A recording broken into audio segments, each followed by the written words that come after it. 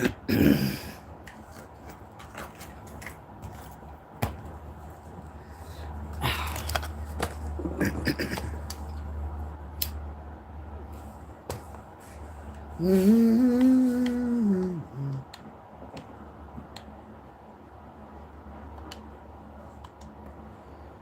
see.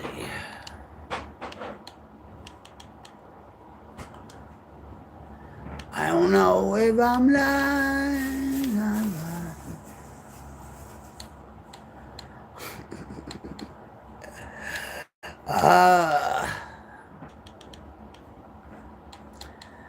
I don't know if I'm live or not. We shall see. And yes, I am. Alright. It's showtime! Hey everybody, this is Rock Queens, everyone coming at you live from my headquarters in Oklahoma. How's it going? It's New Year's Eve, guys! New Year's Eve, New Year's Eve, New Year's Eve, New Year's Eve, New Year's Eve, New Year's Eve, New Year's Eve. Been in there a couple of days and this is still not frozen. But when you're doing that, it's starting to freeze. This, well, it ain't frozen. Been in there days. Everything's frozen but that yellow one. Thanks for interrupting my stream, honey. You know what? Come here, honey. Real quick. Come here. Come here. No, let me go. Just sit here and just say, you're not going to do the whole thing. No, I'm not, because I'm on the bathroom. No. Just say hi.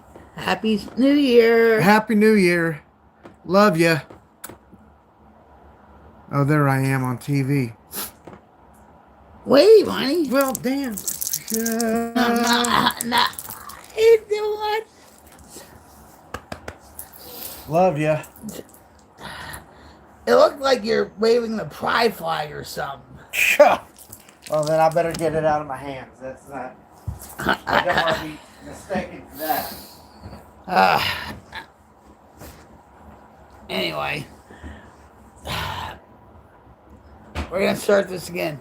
Hey everybody, this is Rock Queens, everyone coming at you live from my headquarters in Oklahoma. How's it going? It's New Year's Eve, New Year's Eve, New Year's Eve, New Year's Eve, New Year's Eve.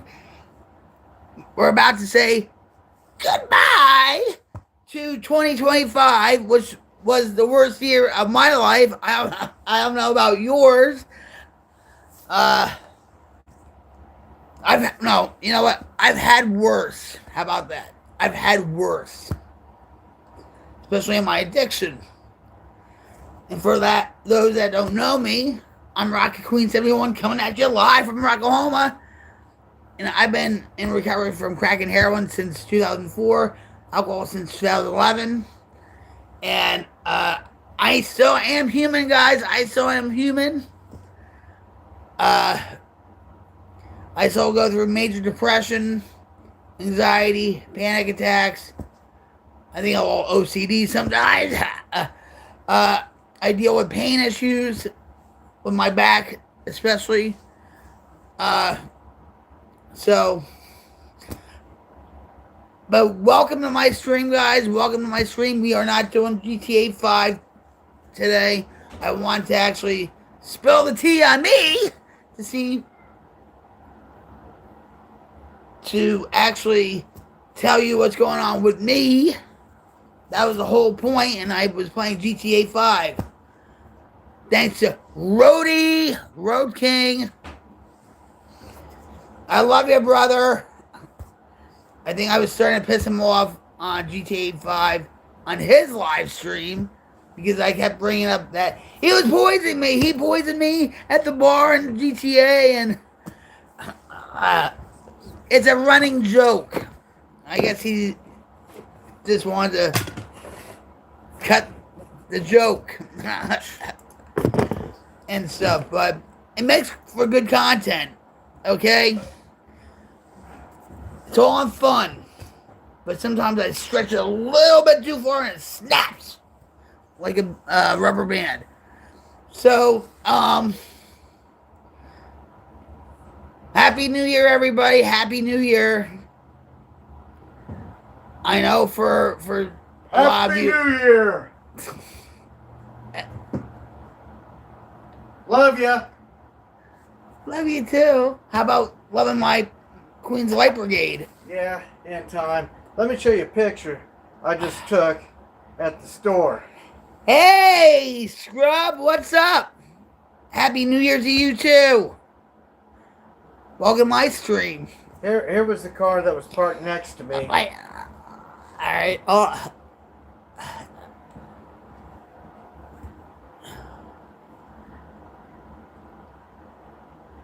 Oh, wait a minute. Oh. I don't know if you can see that.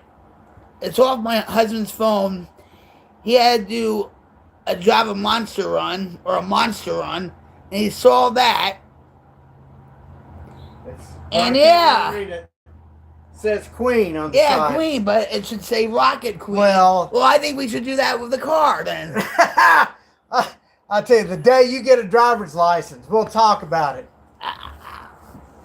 The day you I do have a driver's license, you just don't know about it. The day you get a valid ID, we'll talk about it. Maybe I do have a valid ID and you don't know about it. Been married 9 years. And Scrub says do it. Do it. Do it. Been married 9 years, and the only time I've ever seen her drive a car was in GTA. So what does that tell you? That's the only driving skills I've ever seen. Is GTA. He hasn't talked like that on my stream. And this is actually like the first time. I guess he's hyped up for 2026, huh? So how are you, Scrub? How you feeling today?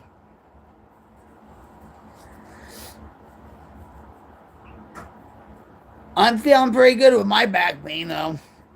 It's at a terrible level and everything else, but I still have things to do for my stream and all that.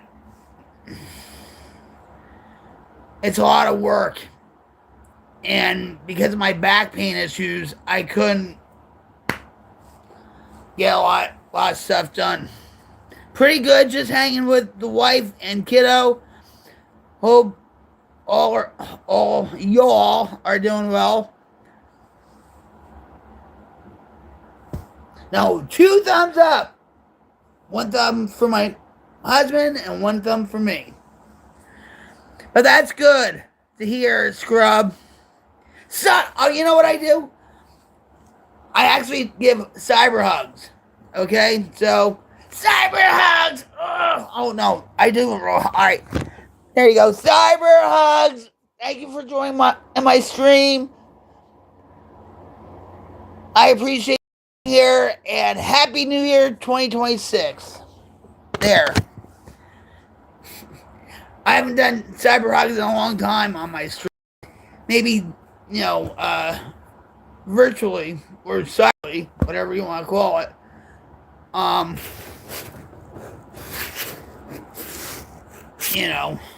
Because I've been playing GTA 5. I've been getting into that again. That's the Road King.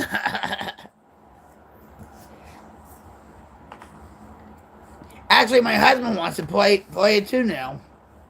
Again. Because we were the OG Bonnie and Clyde in Los Santos.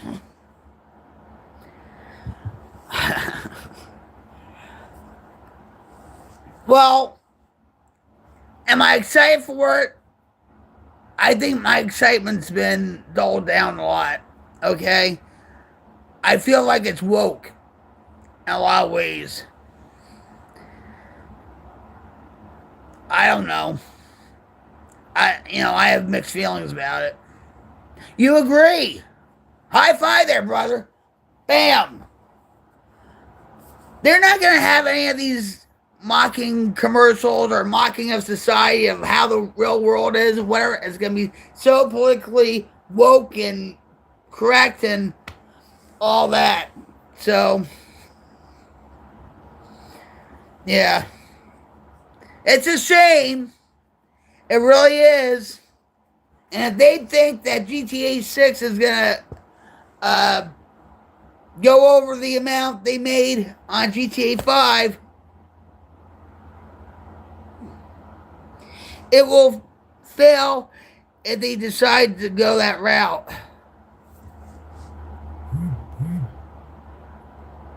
They already have decided. They really have. You know? Because, I mean, how long has GTA 5 been out? Since 2000. I had PlayStation 3 before I had an Xbox One. So, 2014, 2013, I had to look that up. But, I mean, yeah, 2000, yeah. The longest running game, right? People were buying short cards. I'll admit, I bought a couple of short cards. I'll admit. But when I went on GTA, now they have, all these new DLCs and whatever. And the DLC is like, I guess the last one, a big mansion. And I think it's $17 million for a mansion. I'm not gonna buy a star card. I'm happy with my penthouse at the casino.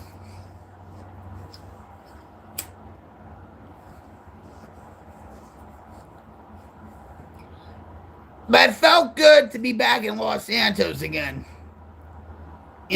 Where I can cause a lot of craziness and mayhem, and it felt so good to do that. Yeah.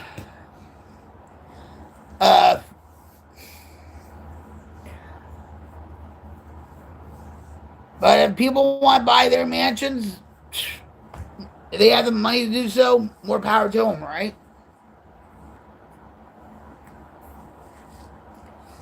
Does your wife game?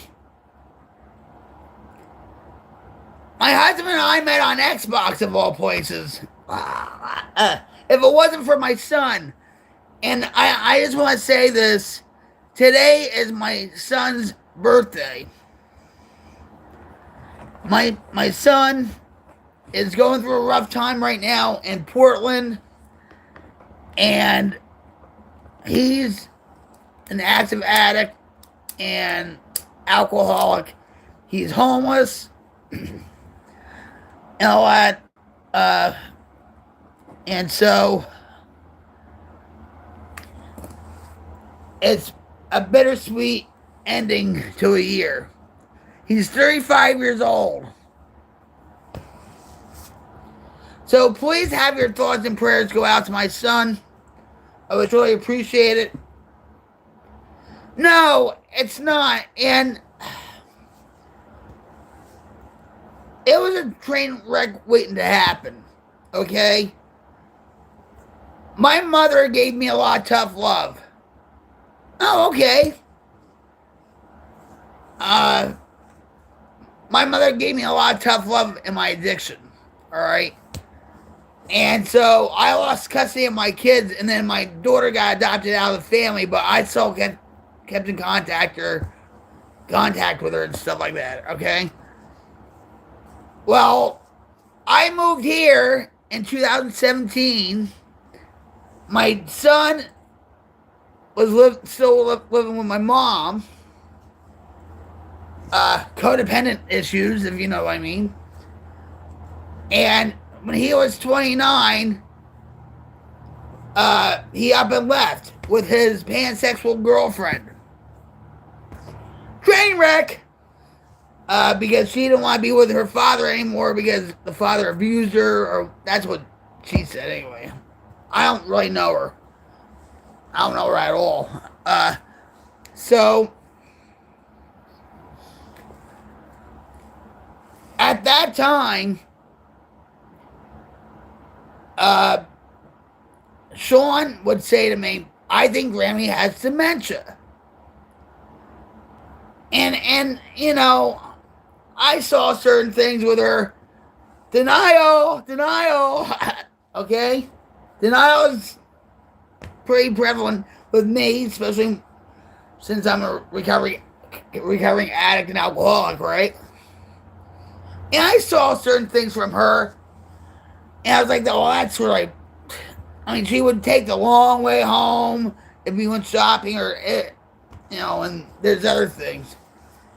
And I said, "Well, Sean,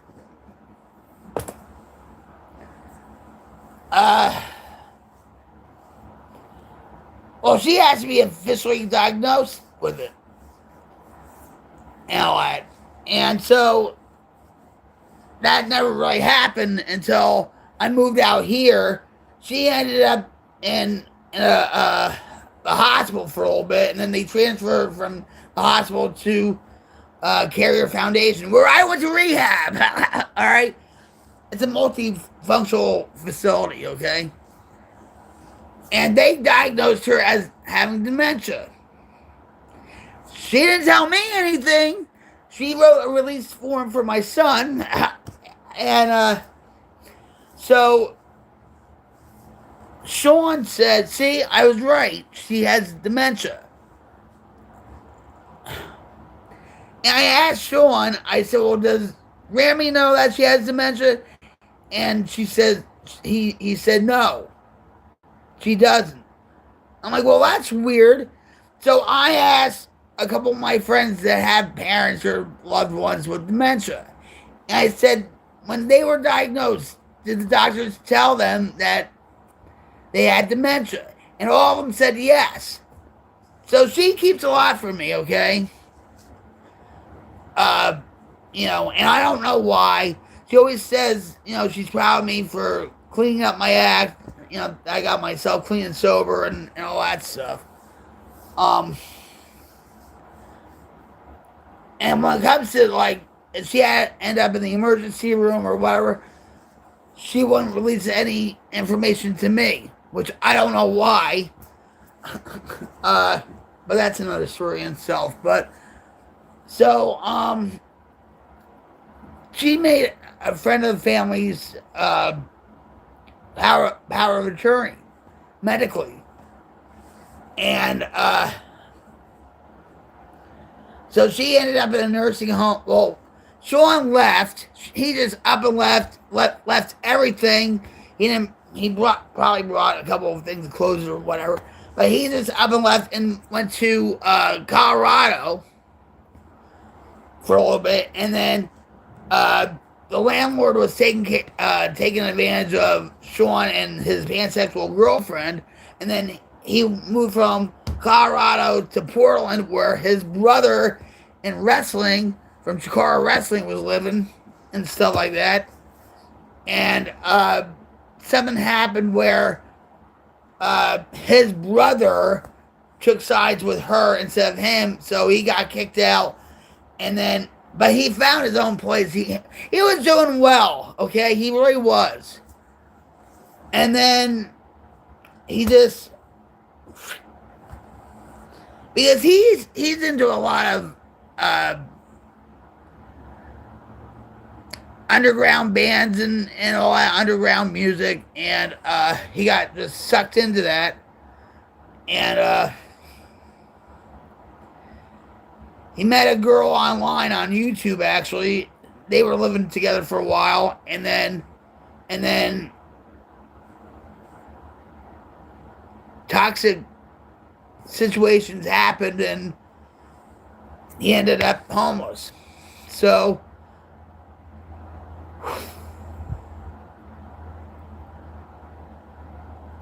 I'm using my mother's playbook on tough love with my son.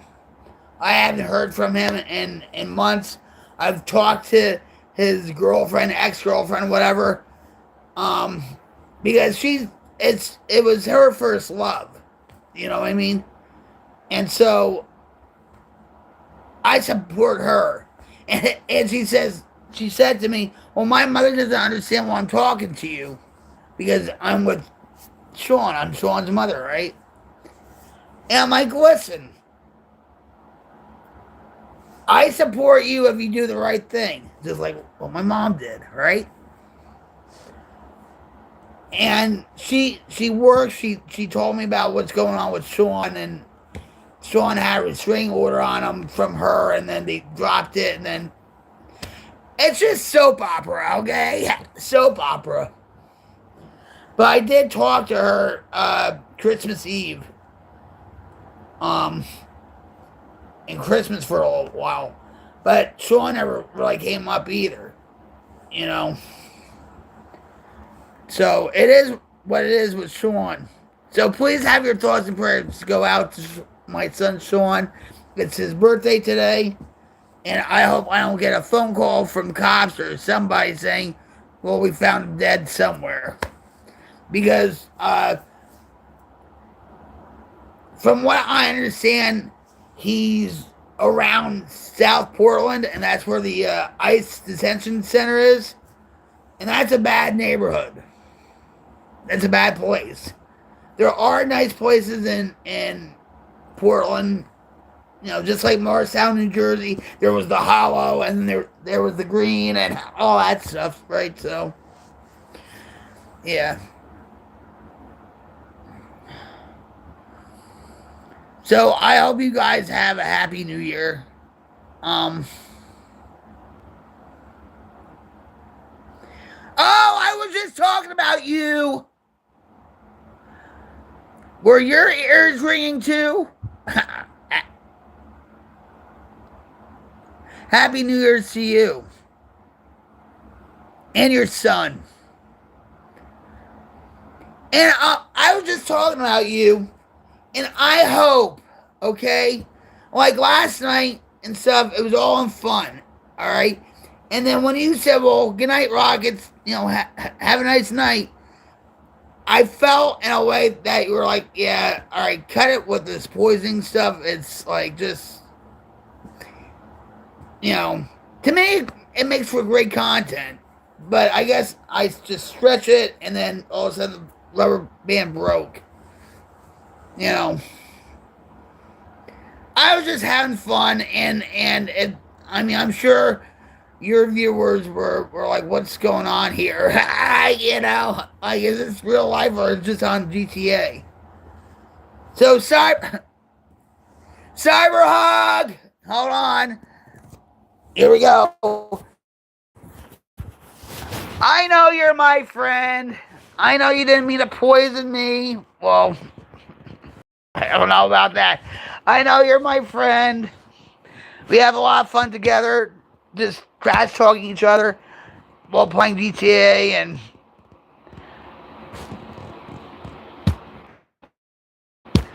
let's move on, okay? I'm doing this on my cell phone.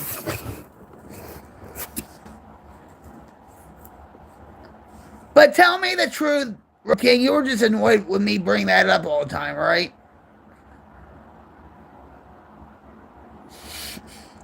Tay thought it was funny. And you know what I told Tay? I said to her, I said, me and her can be like Thelma and Louise. No, so I can still bring it up? No, I'm just warning you. I should have been an actress, okay? But instead I was a drummer in a heavy metal band back in the 80s. So what are you doing this New Year's Eve? Are you going to go out? I hope you're not going to poison chicks with Macbeth shots. Are you going to have your son? Is he going to hang out with you? And I haven't done the Discord yet. They say I'm still in a lobby. I'm trying to figure out what lobby I'm on. Because I have all these AI lobbies on Discord. And I don't know which one I'm on.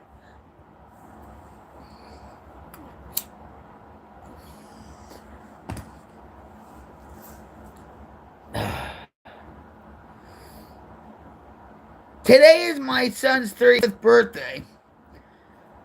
And please have your thoughts and prayers go out to him because he's having a hard time with addiction and alcoholism in Portland.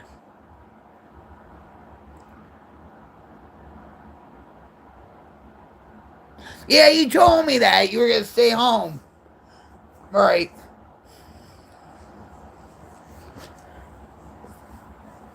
I swear to God, Rhodey, I hope to God I don't get a phone call or my husband doesn't get a text or a phone call from a detective in Portland or wherever and say we found him dead.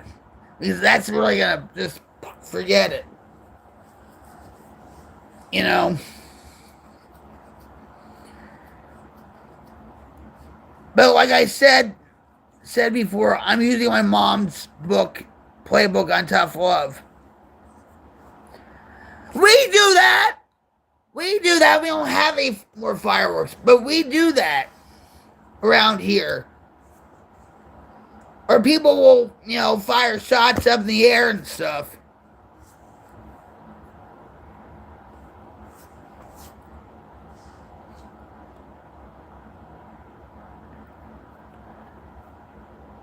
I love fireworks on New Year's Eve. Or on New Year's. In Morristown, New Jersey, they have, what's it called? Mars Night Out, where it's like a cultural thing where you can go see like quartets, or you can see dance, or you can see bands, or you can do all sorts of things. And that's where my friend Ace Feely died. In Morristown Memorial Hospital. That's where Sean was born. In Morristown Memorial. That's where Christy was born. In Morristown Memorial Hospital.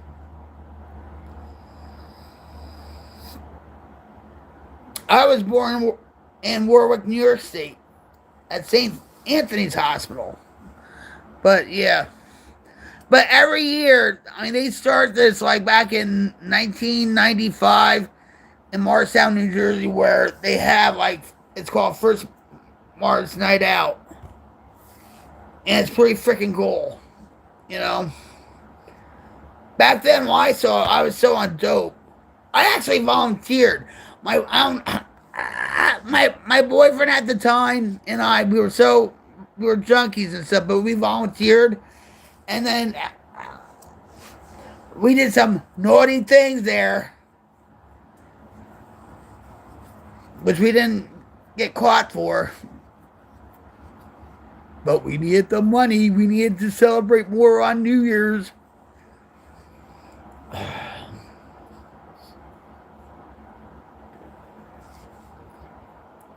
Tomorrow, my grandfather died on New Year's Day. It's kind of weird because I tell people this. Sean was born December 31st, right? New Year's Eve. And then my grandfather dies in 1996 with a big snowstorm, right? He dies. Then 4 months later, all right, my daughter's birthday is on March 31st, 1992, by the way. And then my grandmother dies on April 1st.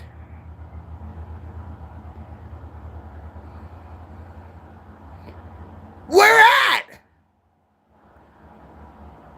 I was really with him, but you know how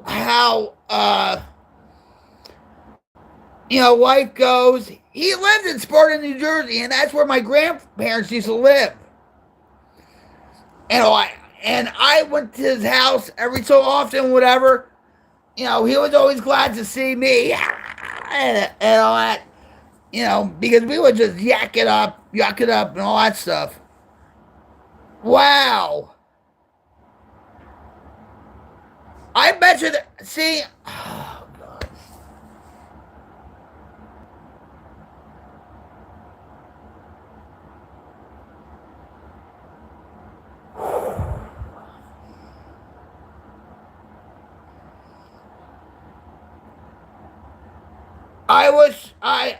I saw him before I left for Jersey.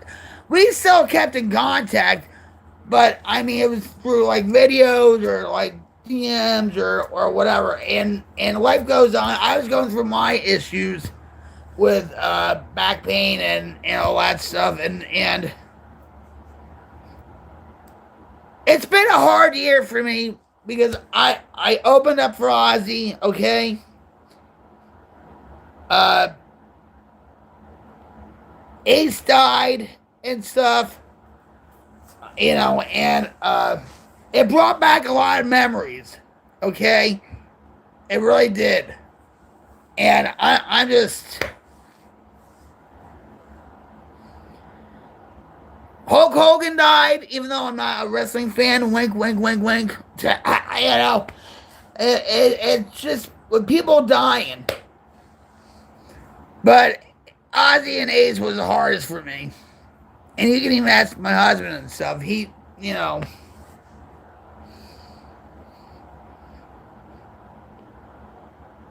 And a lot of people were saying, oh, when Ace fell or whatever, he was probably drunk and whatever. No, he was sober. Okay, I'll put my life on it. He was sober. I have falls all the time. Not all the time, but I have falls. The other night I fell because of my back and my leg and all that stuff. Okay? So, last night I was in the kitchen and I was preparing chicken, and all of a sudden I felt like I was in a wrestling ring, elbowing an opponent or something. And luckily I didn't go to the hospital, And then when Jim came back, he saw me all like, I had to have a cigarette after that. He saw me all wet. And he said, what the hell happened to you? Because the cat's water dish was all over. I tried to clean it up. Yeah. He was on Jimmy Kimmel. Not Jimmy Kimmel. Yeah. Jimmy Kimmel. He was on Jimmy Fallon, too.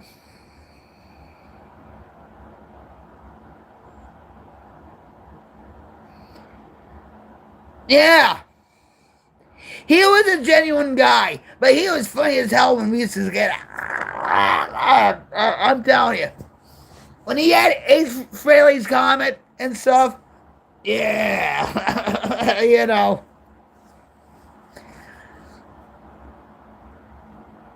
It's so sad, And the way Gene and Paul treated, I can understand. I mean, Gene's so talking crap, okay, about Ace, okay? But did you see the Kennedy Center Awards honors? They did a beautiful, and I mean, I was crying my eyes out. I mean, there were waterfalls coming from my eyes. Check out the Kennedy Center honors Ace Frehley tribute. Okay? They did a beautiful, beautiful tribute to him.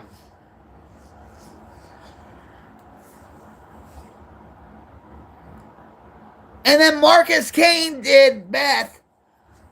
And I don't know him, but I know his cousin that works in a Route 66 souvenir shop. And so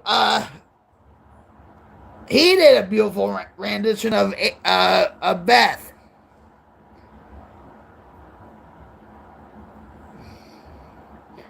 But it was funny when here Peter Criss was crying, and I know he was thinking about Ace a lot. And then Paul Stanley reaches over Gene Simmons to say, "Hey, say, well done, my." That was all for show, okay? All for show.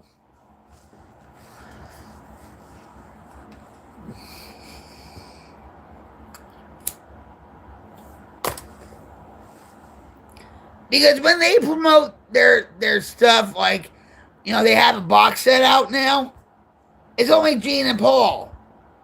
Where's Peter? you know. But Peter Criss is coming out with a new album. So if you're a big Kiss fan, keep your eyes peeled for that.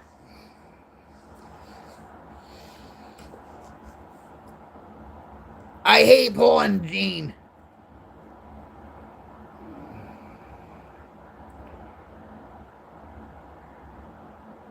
Oh, really?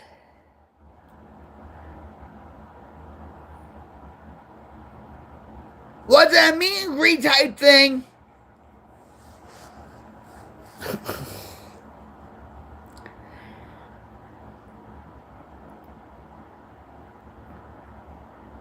What's up, Tay? Cyberhawk time! Let's go! Let's go!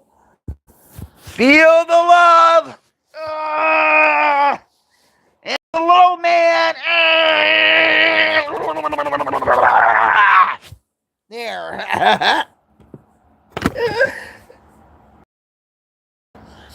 How are you today, Tay?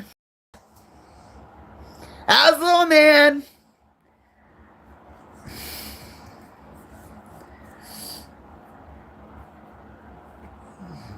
Happy New Year's to you.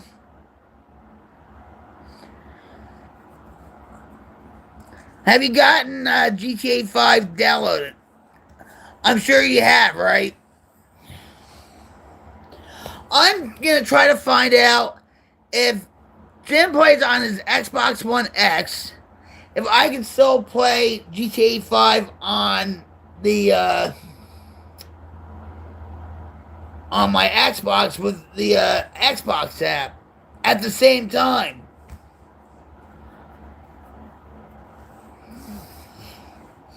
But I'm still giving Rody shit for poisoning me at the bar.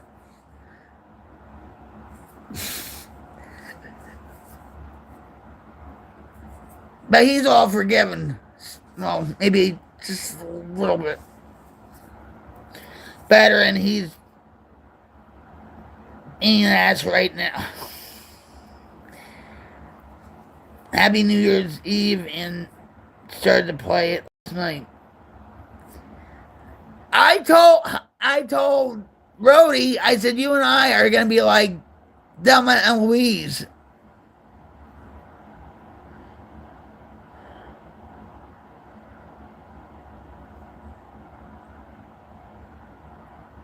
Yeah, but you put him up for a nap. What time was it when you put him for a nap? Wasn't like 8 o'clock? Or no, maybe it wasn't that. But maybe it's when you both lay down for a nap.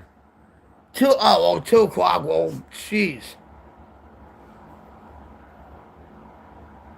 No, I know what. Yeah, I thought it was later than that. I don't know why I thought that. Because sometimes if you put a kid down for a nap, say 4 o'clock, 7 o'clock, whatever, they stay up all night and just, you know what I mean? It's all about consistency with kids. You know? Just like with kittens. Consistency with kids and cats.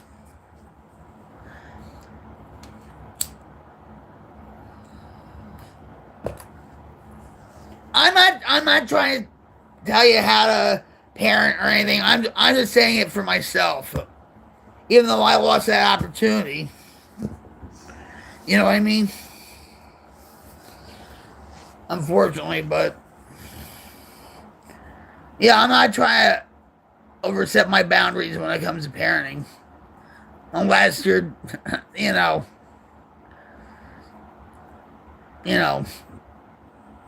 overstepping your bounds as a parent, I'm gonna say something about that. But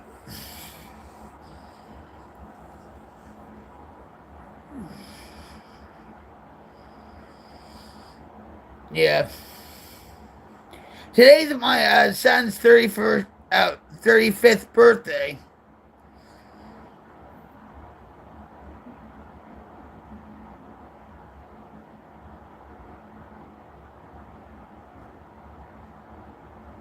I would check with your pediatrician first. Because 1 5 milligram could just really, you might have to cut it in half. I'm just saying for safety precautions.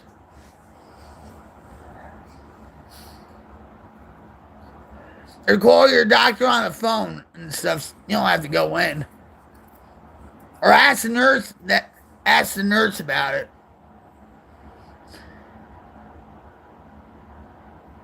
Or even call the emergency room.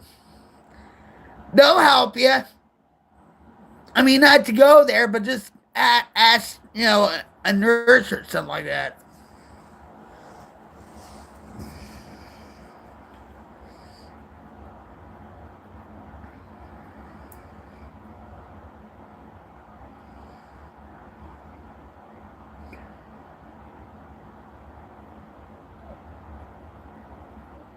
They make drops now for melatonin. Yeah, we were talking about that before. Oh, they do? Well, I would use caution too with that. But,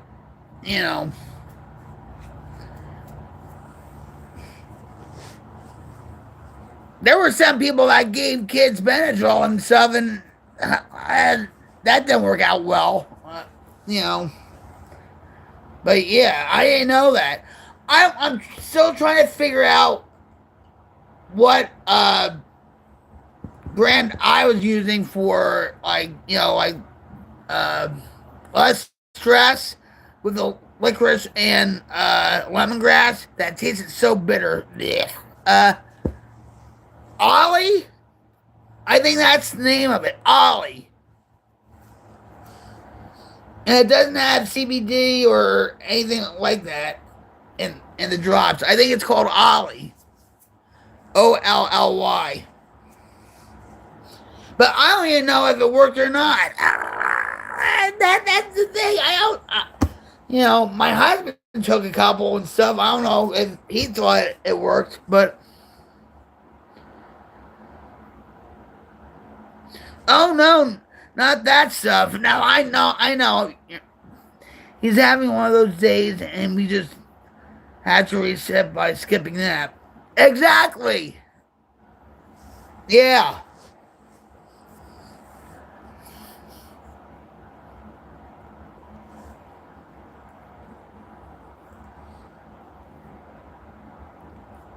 But then they get overly tired and then they still don't want to sleep. When I get overly tired, I can't sleep. My husband doesn't understand that and stuff. So that's why I stay up for like 24, 48 hours or something like that. But I swear it has to do with these LED lights also. And I want to talk to my doctor about it. Or a doctor about it, because and my addiction. You know the story. The freaks come out at night, You know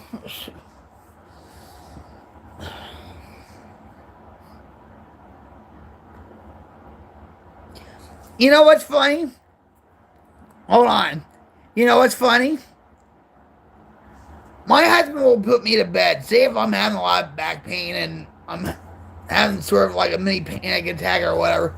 I got my medication, right? He puts me to bed, right? I trained him well. All right, so he puts me to bed, tucks me in, trained him well, and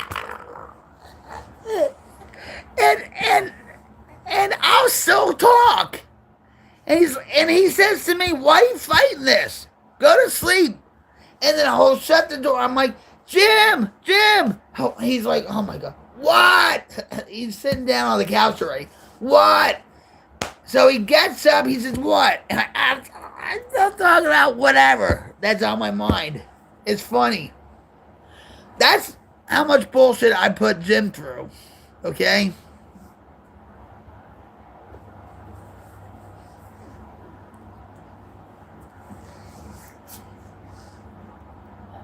I never had trouble sleeping when I was a kid or anything. So I don't, it's just weird.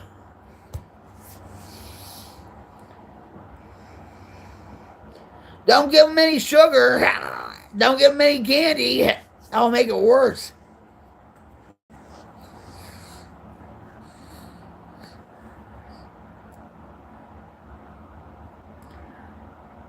Yeah, no wonder they gave them sleep aids. Ha ha ha.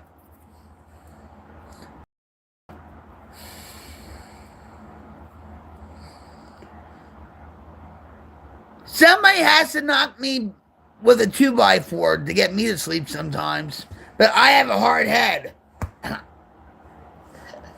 You know? In fact, I think I broke the 2x4. So we have to get another one somewhere.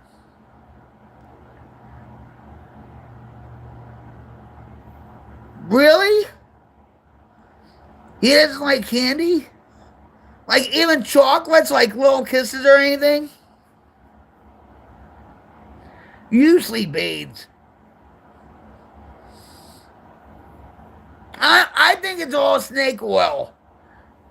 You know what I'm talking about? Like with that Ollie stuff I was just talking about and all these other things in the market. Well, no. Benadryl.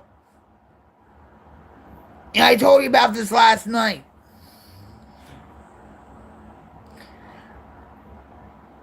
My local pharmacist, because we ran out of Vistral, because we have no insurance, suggested to Jim, well, Benadryl is almost the same thing as Vistral. Give her that.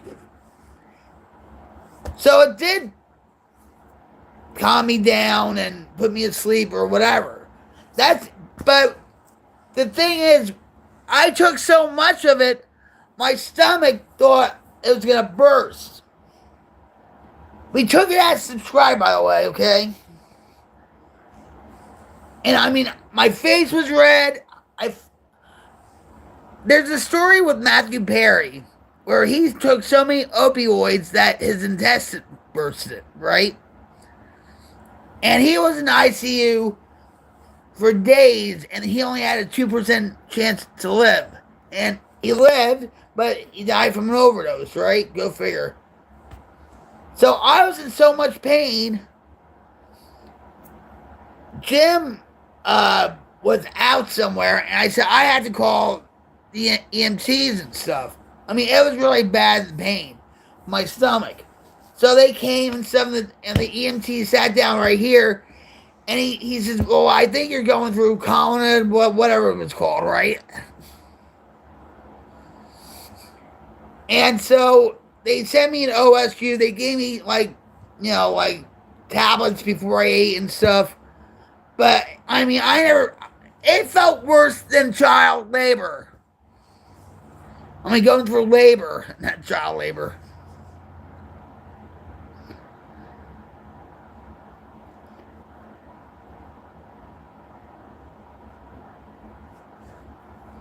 Have you ever took Ambien?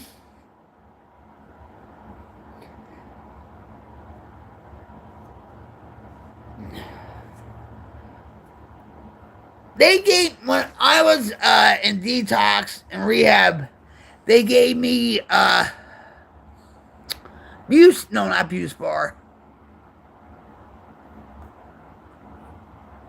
Oh, what? Oh, I just had it in my head. I can't,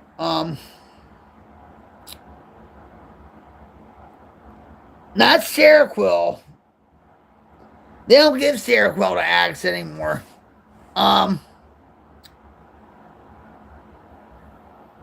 Why can't I think of it?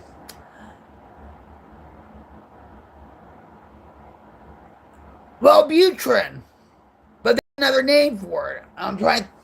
Wellbutrin, too, was a medication, too, they still use for if you want to quit smoking and stuff. I can't think of the other name. Is that stupid? I have it. I can't think of it. But they gave me that, and I swear I was in a daze for 8 hours before I fully woke up, and I couldn't stand it because I felt like I was on dope. Okay, so they took me off it. You know, I was in rehab.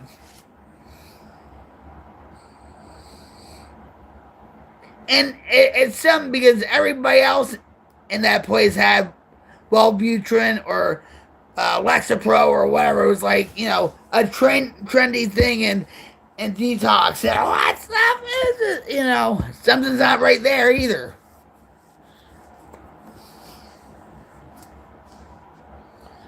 I'm still trying to think of that stupid other name. Yeah. But visceral for me, I have to take at least like 75 milligrams.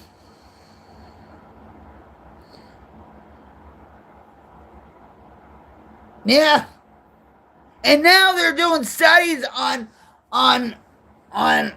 people where they take all these psychiatric medications, and now they don't understand why they're withdrawing from the medications and all that. I went. This one was in Oklahoma. I was on. Oh, I still am actually. Deluxetine. That's in Cymbalta, right?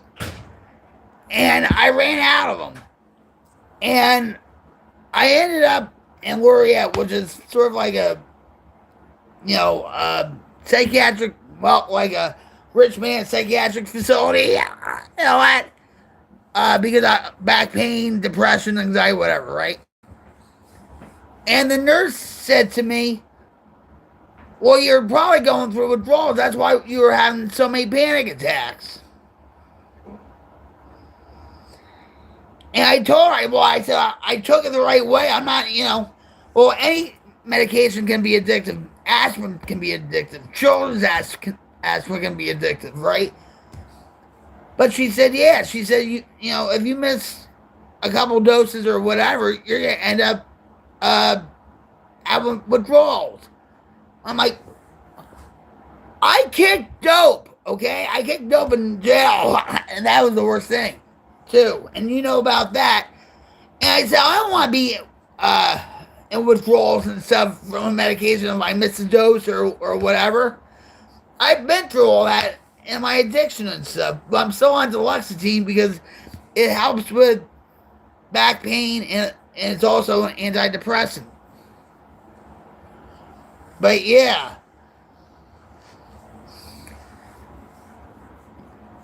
You know.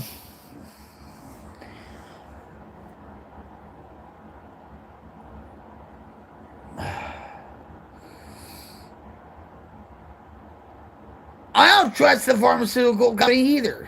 But, hey, Quick Shoe, what's up? What's the temperature out? And how is it in your neck of the woods? And you know what? Cyber hug. Here, hold on.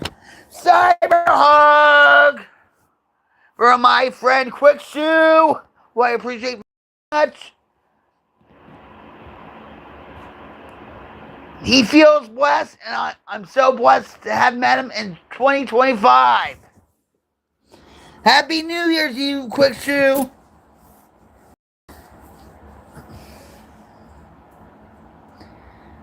Oh, hey, what, 2 degrees? You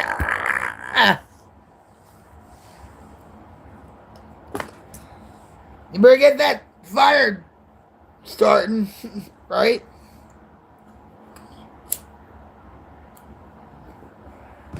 Here it's, I think, probably around in the 50s. Happy New Year! I'm going to ask everybody this. What's your best memory of 2025?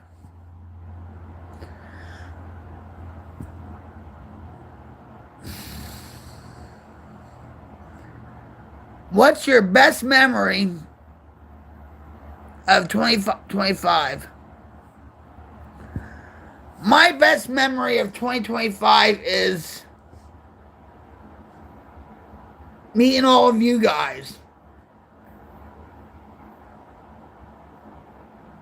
Meeting all of you who's here. And, you know, I'm so blessed to have met the Cawffee breakthrough.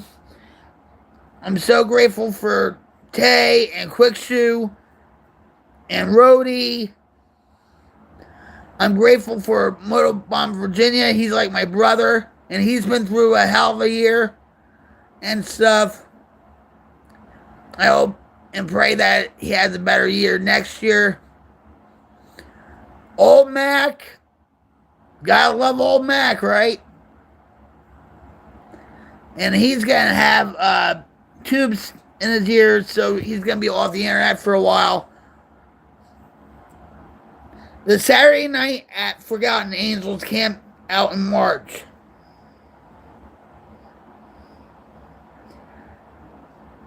Alright, so what happened that Saturday night? Who cares, Road King? You're not my friend. I'm only kidding. I just asked a question to everybody in the stream. What was your best moment or memory you have of 2025? No, come back. Oh, I'm gonna give you a cyber hug. Come back here, you. Come back here. You know I love you. You know I love you as a friend. We have a lot of fun together. You know you poison me, but I love you, friend. You know that.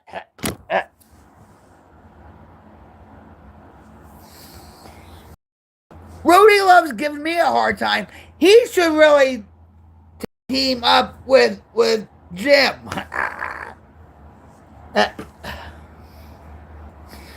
So Tay's best memory is accomplishing more than I thought I would when I started the whole YouTube adventure.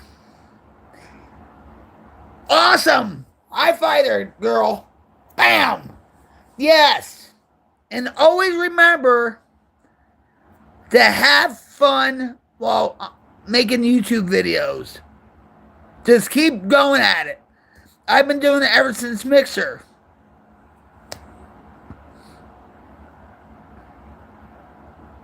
Oh, see, there you go. There you go. I have to really clip that part out. I really do. It figures.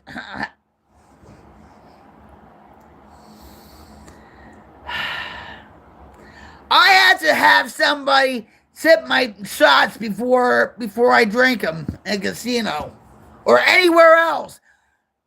Last night when I was in Los Santos in my penthouse, I was so paranoid that you actually came in to my penthouse like SEAL Team 6 poisoned all my liquor. Ask Tay about it. She was there.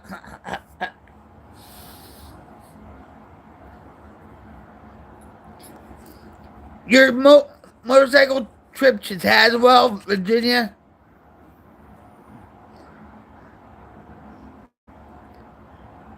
VAMM. What's that? The Veterans Administration?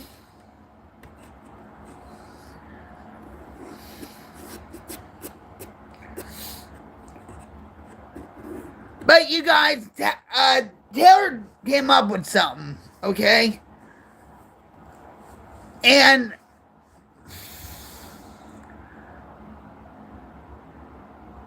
being a YouTube creator really is hard. And you talk about self-care, you have to do a lot of self-care and give yourself breaks. And if you don't have anybody in your chat while you're doing these live streams, just keep talking.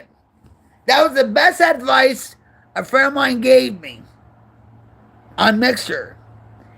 If people walk in, oh, okay, Virginia Motor Vloggers meetup. Awesome.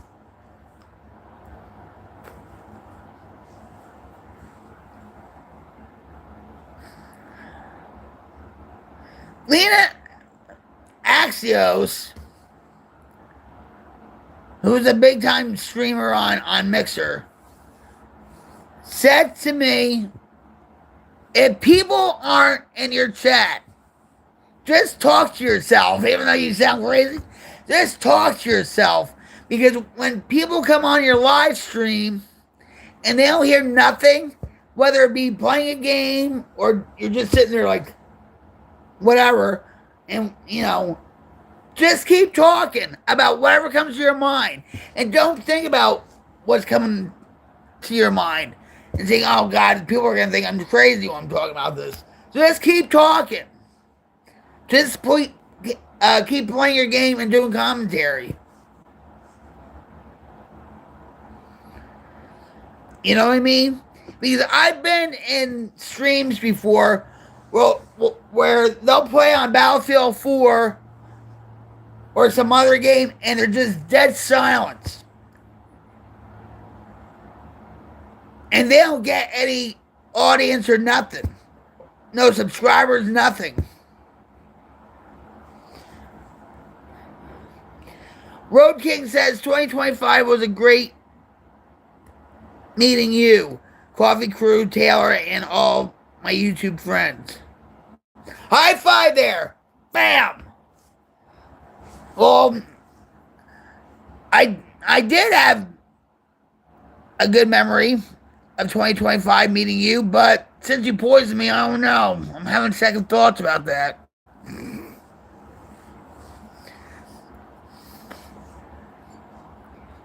I told Motobomb Virginia, I said I want to be a part of the Coffee Break crew a lot more. I wanted to do it this morning, but my back and everything else and stuff, but, you know, hopefully I can do it on a regular basis or a daily basis.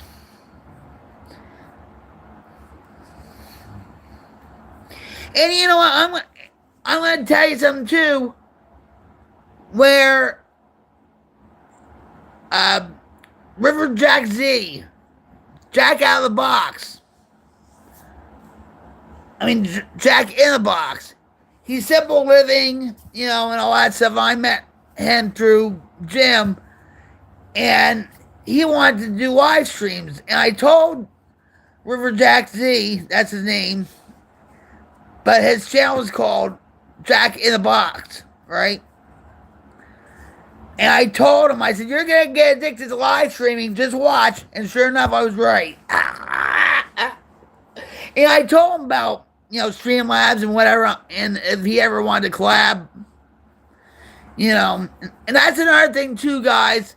Try to collab with others, like, you know, like with the Coffee Break crew, with maybe other streamers that play GTA or Battlefield or whatever. You know, have a collaboration stream. That also helps you and your buddy's channel.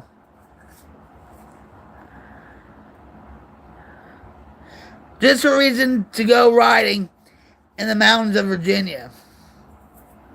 And Quick Shoe 6 also says on June 1st, 2026, leaving for at least 30 days riding across the country and back on my street glide.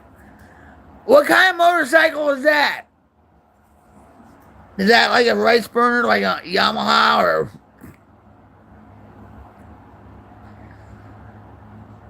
You gonna bring anybody with you? Like on a sidecar or something? I told Jim, I said, we're gonna get a motorcycle. And there's been a motorcycle for sale for a year outside in somebody's yard. I said, I want that one, but I want a sidecar. And Jim would have the sidecar. And I would be riding the motorcycle. And you know what, Quick Shoe? That's going to be a life-changing experience, too. For you. You know, it's going to be a spiritual experience. To see the Grand Canyon or wherever you're going, maybe down Route 66. You got to go down Route 66, and if you go down Route 66, visit us. Because we're right in that area. It is?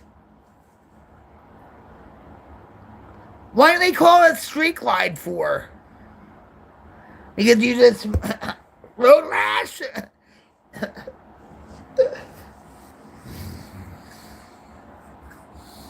Road rash? Is that why they call it street glide? 2020 Harley Davidson street glide. Probably going alone. Nobody can afford to afford or take the time. I got time, no money.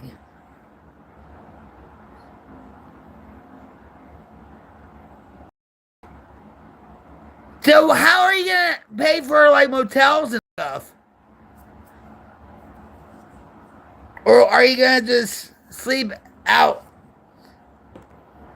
with the open wide sky?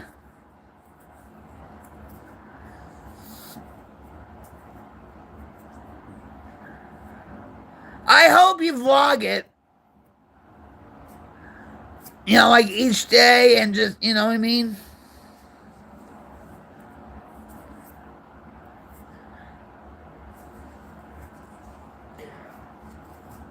Oh, tell them I said hello.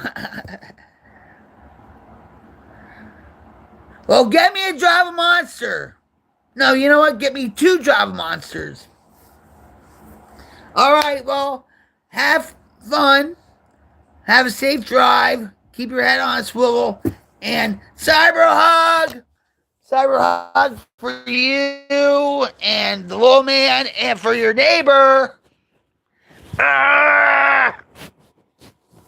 And don't forget the Java Monster.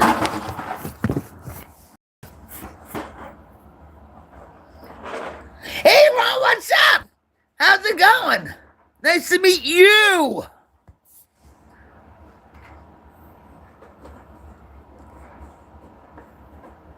Ron, I'm going to give you another cyber hug real quick. Nice to meet you, Ron. Ron, happy 2026 to you. Nice to meet you. There you go. So Ron gets the cyber hug. Wishing him a good 2026. Cyber hugs. I'll have the stream up and don't have the extra for Java Monster. Well, you know what to do, right? Maybe a 5-figure discount. No. Don't do that. Rocktastic. My hair's a mess.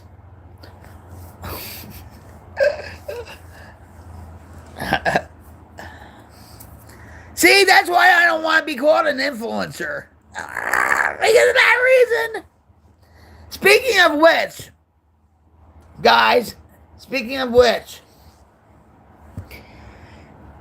if life's dragging you down, you're depressed, you have a lot of anxiety, maybe you're going through panic attacks, maybe you're having thoughts about hurting yourself or others and whatever, please dial 988.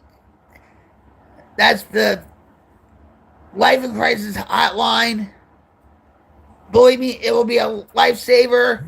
It'll just get all that junk out just by talking to a trained counselor on call. And for you veterans out there, I salute you, guys and gals. my hairstylist. No, what's wrong? Things backwards. Okay. Yeah, look it's boop. You just messed up my PSA, honey. Anyway. And for those veterans out there too, I salute you. Thank you for your service, guys and gals. If you or someone you know that's been in the military, please dial 988 and then press 1 if you're feeling anxious, a lot of anxiety, depression, if you're struggling with addiction, alcoholism,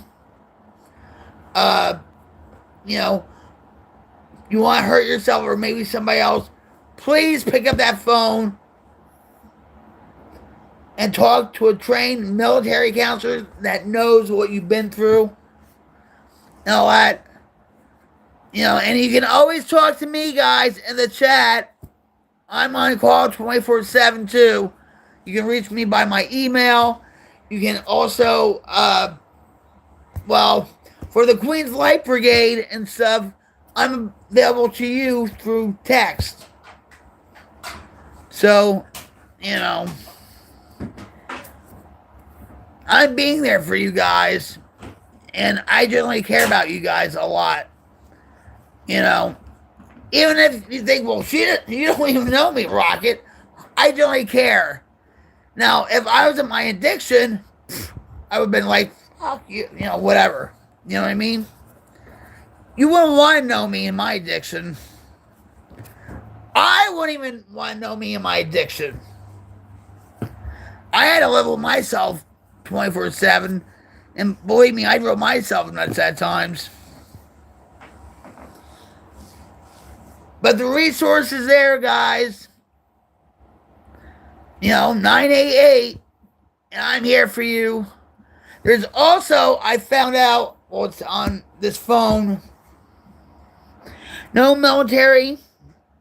Quick Shoe 6 says this. No military went from juvenile right into prison. Dang me. Life is good now. Bless beyond belief. And we talked about that, Quick Shoe, right? You and I. Yes. Just keep moving forward. Keep riding along. And don't look back. Except to keep your memory green. I'm proud of you, Quick Shoe. I really am. Because a lot of people die from addiction. And you know that. And unfortunately, some people have to die in addiction for others to live. And I've seen videos of your grandkids playing ball with you know, outside and all that stuff. You have a beautiful family. So don't get down on yourself about things you did in addiction. Well, I should have never done that. Well, addiction does certain things to people where, I mean, I didn't know I was going to do certain things in my addiction.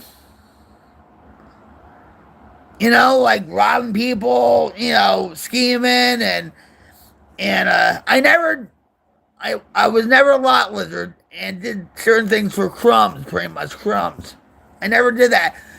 Some of my other friends did, but I did. I don't know why. You know, it happens. You can't change the past. All you have to focus is on now.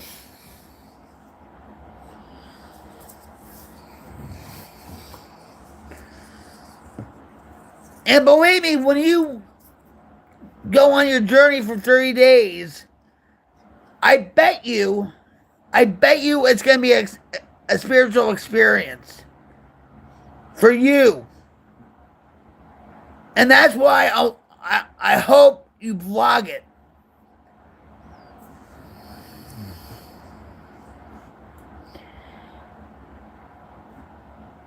I know we've talked about it before, and I'm so sorry. I'm so sorry about that.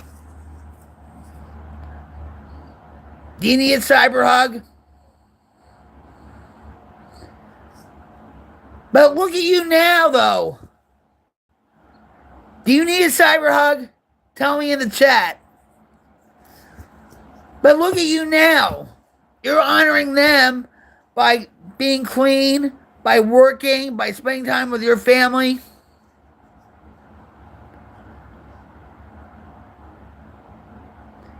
You're going to go on this long trip, you know, for yourself. And maybe you needed this. That's all I'm saying. Maybe you needed this. I wish, you know, Jim and I could go on a long road trip, say to, like, you know, Arizona or Colorado or whatever. But right now, we don't have the money to do it. And plus, we can't trust our car. But I know we would have a spiritual experience. Oh, good. They had a pretty good life, even though they were junkies. Yeah. Growing up, right? Yeah. Were you the oldest one or the youngest one or the middle one?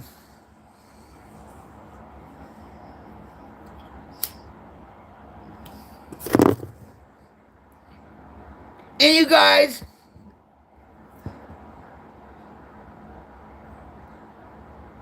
let's create a wildfire change, okay? To diminish the darkness in the world.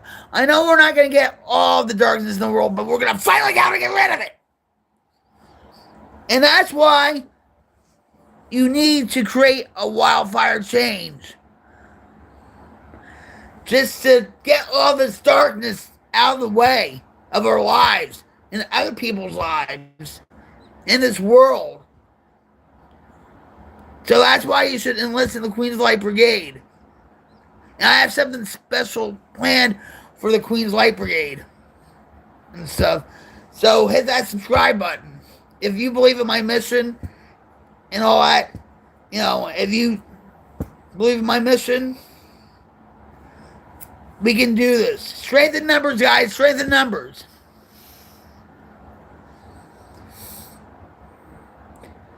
Were you the oldest son or the middle son or the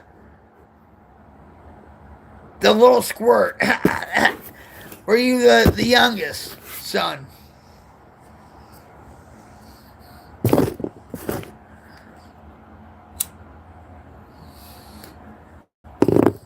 I truly believe the reason why my husband turned out the way he did was because he was the middle child.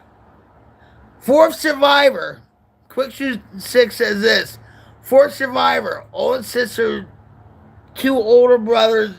1 younger sister. Wow, you have a big family. An older brother died before I was born. Oh, wow.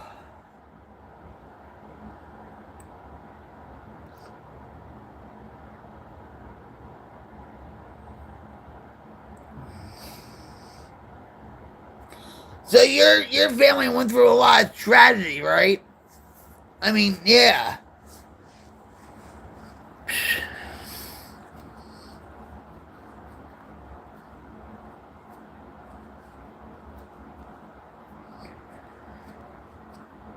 What did your younger sister pass away from, if you don't mind me asking?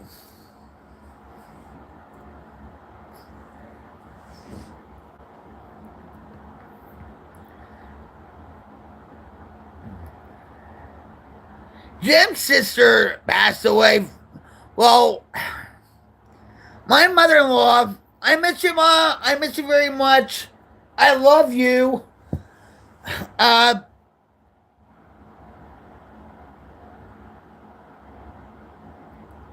Were you a military brat? My mother-in-law said to me about Jim's sister that she died of pneumonia, but it was actually from drugs.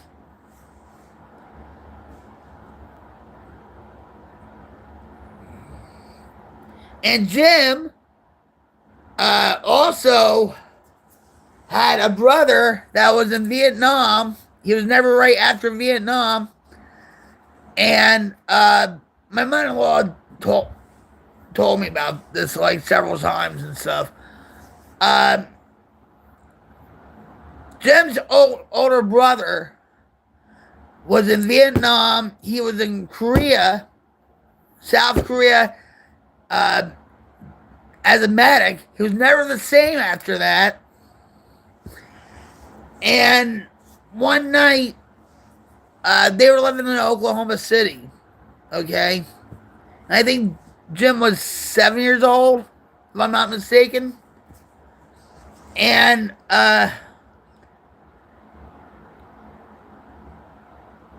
Dusty called my mother-in-law up saying, "I need to talk to you. I need to talk to you."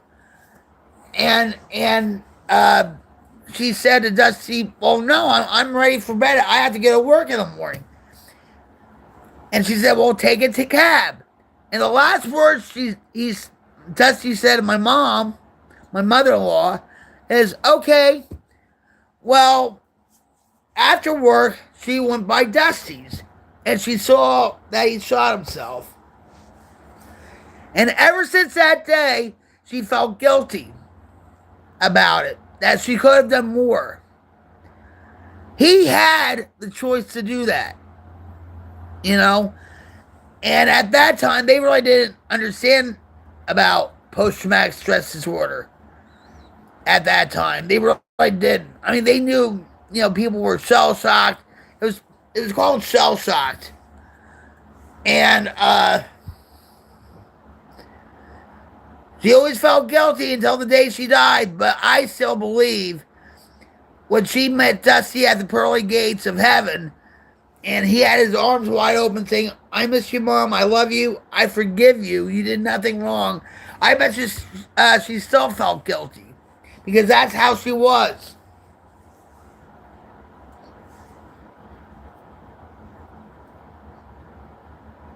Oh, yeah. 7th grade schools. And it was probably, awkward for you, right? And like going through all these schools, different schools, you were making friends, and all of a sudden, we have to move. And that was probably traumatic to you in a way. Because here you're trying to make all these friends and whatever, and it's like, we gotta move, right? That affects kids.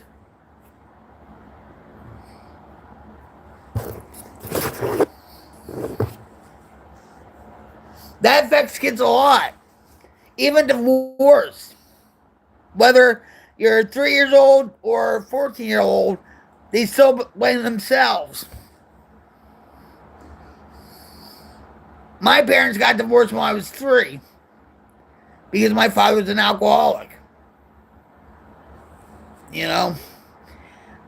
Here, all my friends had parents and, both parents and whatever, but not me. What's wrong with me? Nothing was wrong with me. But they blame themselves. I always wanted them to get back together again. My father wanted to get back with my mom. And of course, that never happened. But was kind of okay until teenager. Then I went crazy. Of course you would.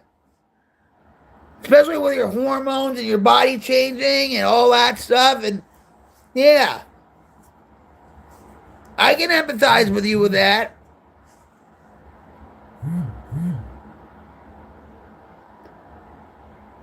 I had a lot going on in my teens. My father was dying, and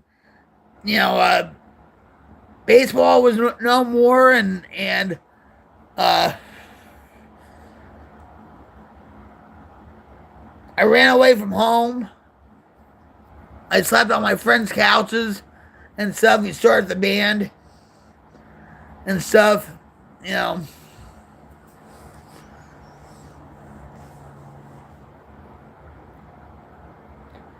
Kids today have it harder than we did. Because of the internet. And I am so, in a way, I am so glad, in a way, that Australia banned social media for kids 16 and under. Even though I don't like other politics of theirs, but whatever. And that's what they should do here. You should see all these YouTubers on Kick or wherever, and they do things for clicks. Just like that, what's that kid's name? That ran into the guardrail. Jason, what's his name? Jason? I was on my computer where I can look all this stuff up. But that kid needs help. Serious help. Before he ends up killing himself.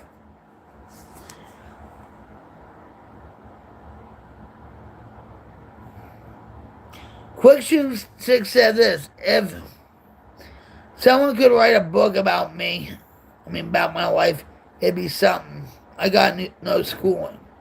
Well, you got some schooling, right? You just have trouble with reading comprehension and all that, right?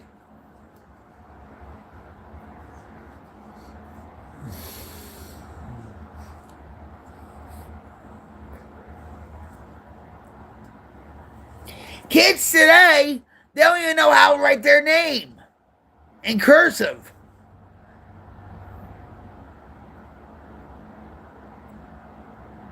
They don't teach kids what they taught us.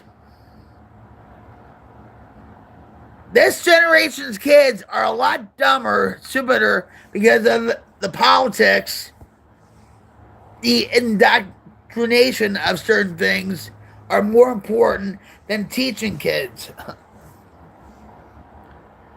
9 weeks of high school.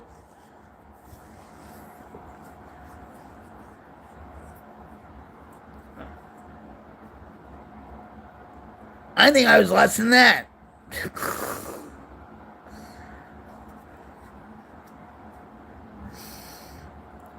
I think I was less than you. Maybe a little bit more. I don't know. But yeah, I didn't graduate high school. Quick Shoe 6 says, doing acid, hanging out in the back of class.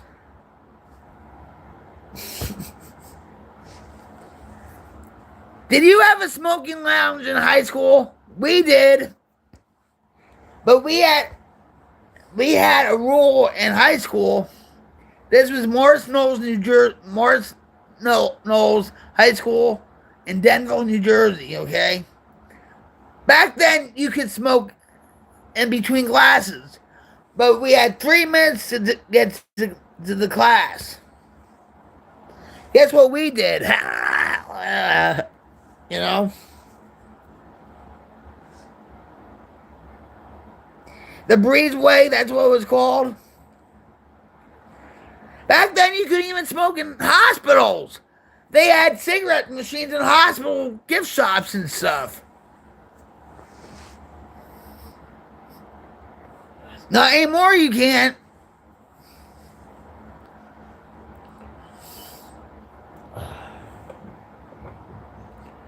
Memories, memories, memories.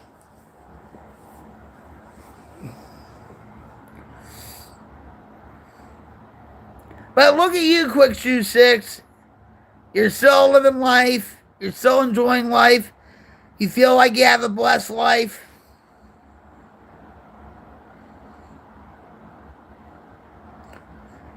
You know, I'm still around. I'm still above ground.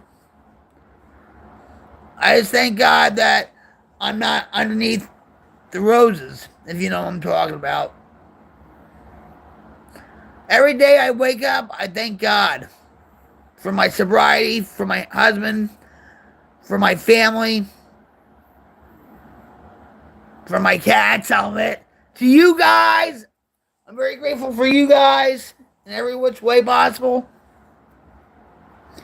For some reason, angels follow me around and make sure I'm okay. I believe that guardian angels. And sometimes guardian angels have a sense of humor, just like God does at times.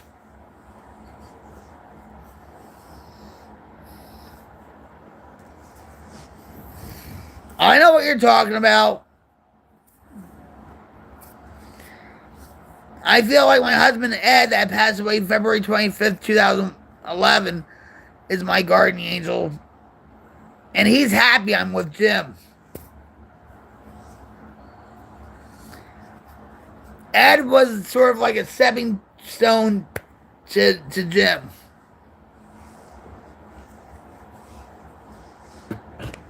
And I truly believe God put Jim and I together for a reason.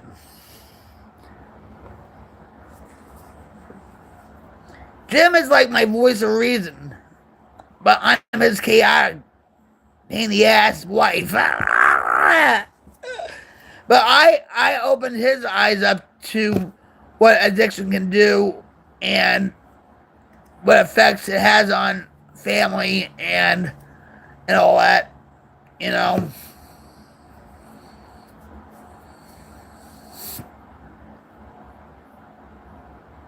So you're not alone, guys, and you're not alone either, Quick Shoe.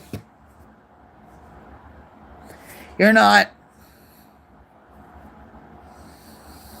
And I'm thoroughly enjoying this conversation, and I hope you guys are too. If you guys are having a bad day, and yeah, I know it's the end of 2025, and you know, I get it. I really get it. 2025 was a bad year for me. But you're not alone. You can always talk to me. You can leave a comment in the chat or down the comments and stuff and say urgent, I need to talk to you. And we'll figure out a way how to talk to each other. So, you know. ML and R. I'll catch you later.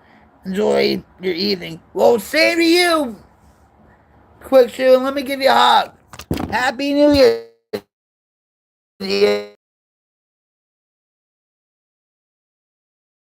Hope you have more blessings in 2026. Love you, brother. Thanks for dropping in.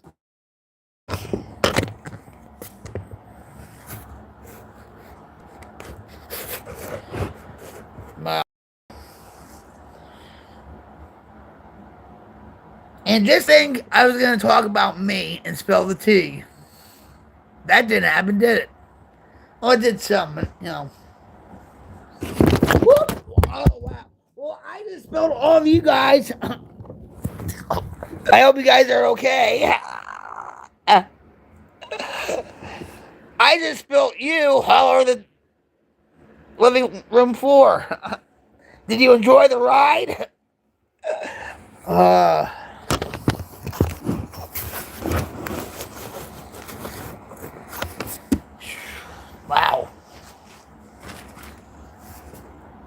No.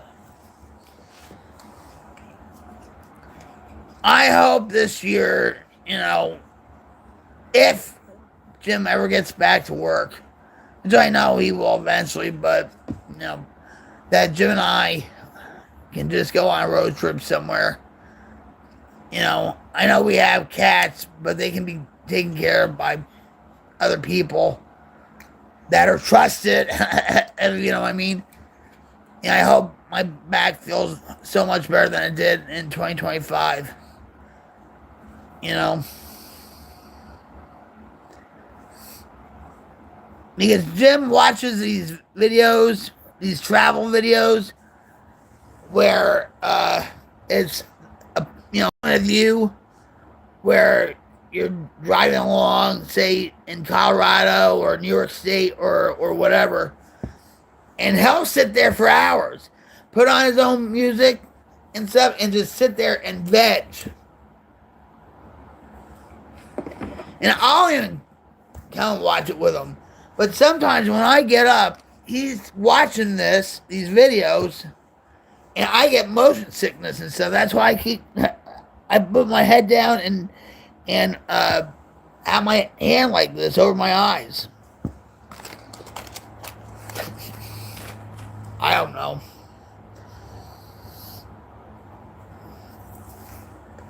I usually don't go through motion sickness.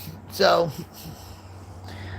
this is the end of 2025.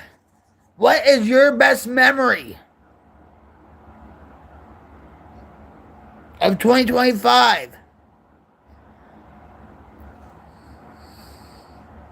Like I said, meeting the Cawffee Break Crew, meeting Motobomb Virginia, meeting Road King, meeting Quick Shoe 6, meeting Taylor, meeting Old Mac,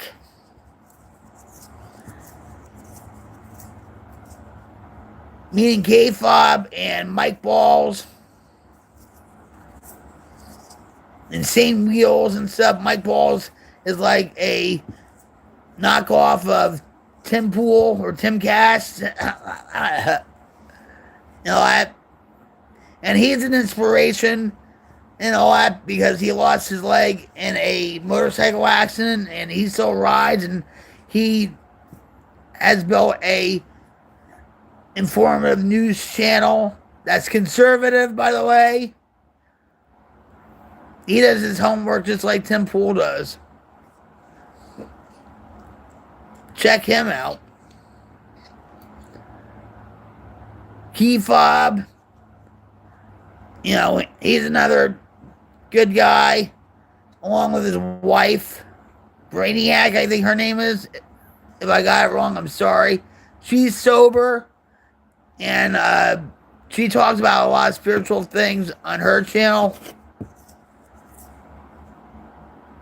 Brainy Chameleon, I think her YouTube channel is.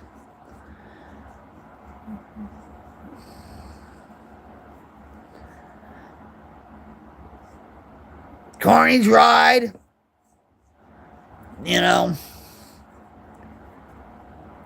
went through a tragedy this year too. He lost his sister and all that.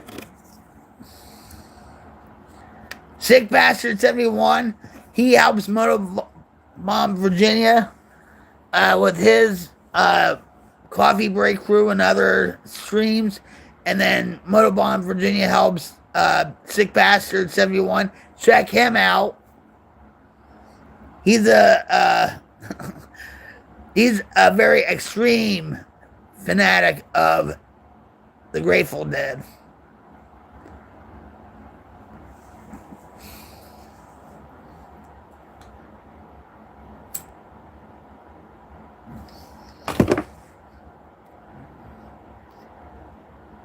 The Cawffee Break Crew is really a good place to go to, especially when you're first starting the day. You need that extra spark, that extra positivity before you get into the craziness of the world. Everybody supports each other. Everybody has a good time. It gets kind of crazy in there sometimes and stuff, but oh yeah, Rob's neighbor. Duh. Rob's neighbor, Carrie. That's his name, Carrie. Rob's neighbor. No, he goes to all these auto wrecking places or whatever, and he fixes up motorcycles and all that. He races motorcycles. I think he doesn't now, but his two sons do. And he also fixes, I think, cars too, restores cars. I want my Java Monster, or I'm gonna ban you, or you're not gonna get A-Side Rock from me. Is Ron still with you?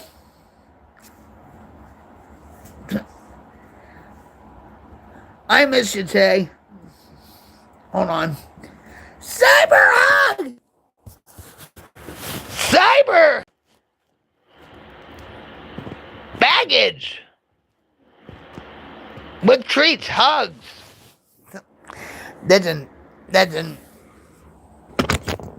sound right.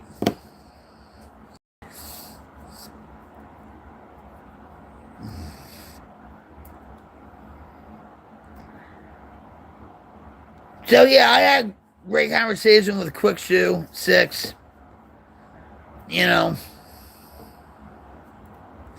I think Road King left, but oh well.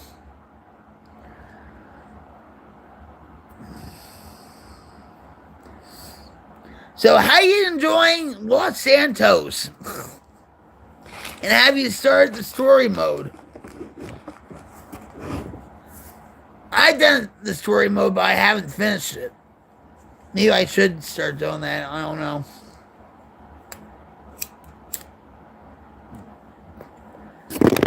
Did you get cigarettes? Or loosey-goosey tobacco?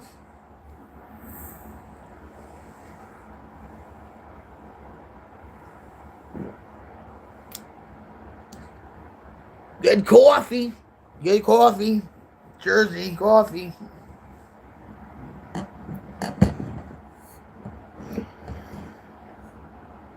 Yeah.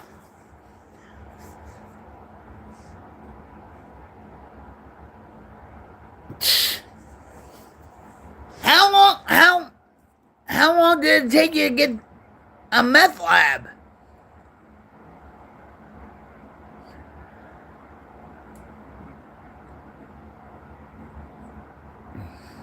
What kind of cigarettes do you smoke? I'm not talking about the loose tobacco. Like, if you had the money,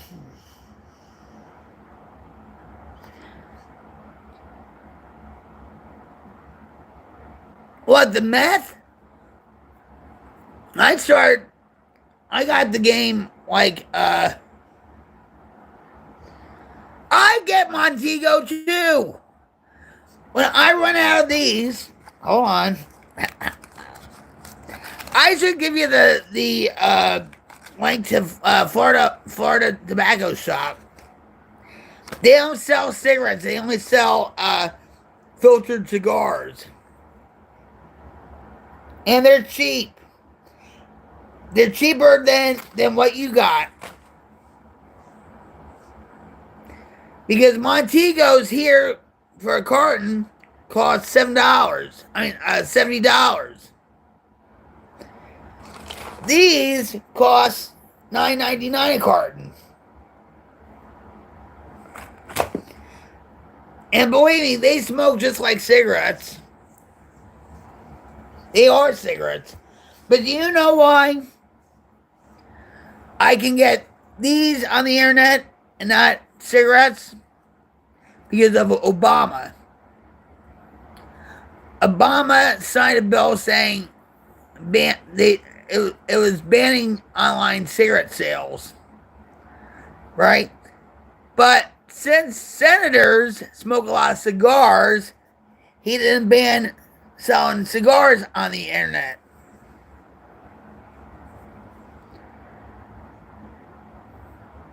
Yeah.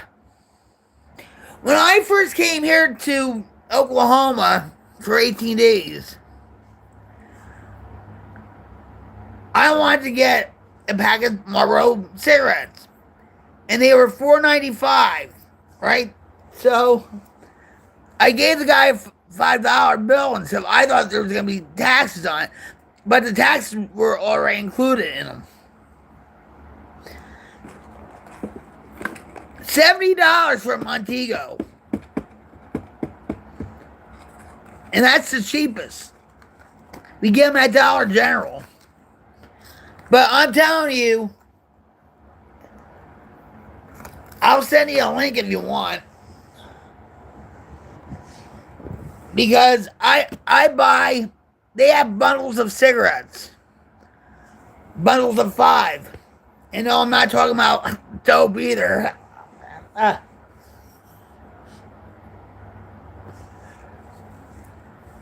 These are good. Today, they're called Today. Today's good.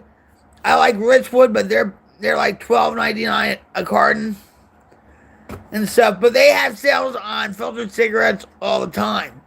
But if you get a bundle, all right, so a bundle of 5 of these costs, I think, $43. But what kills me is the shipping. They have I think they have them in there too.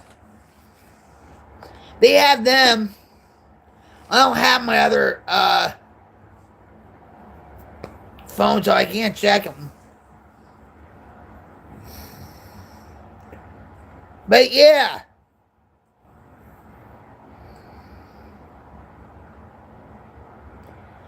I used to love, oh my God, I used to love vanilla Richwoods. They were good. They were good. But they don't make them anymore. They make like Richwood Reds and the lights and all that stuff.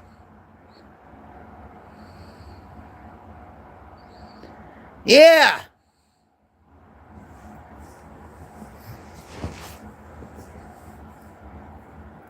But they're like $13, $14 a carton and stuff. But what kills me is the shipping. The shipping right now for a bundle is $15.99 or something. Oh my God! You brought up. Oh my God! My friend Matt.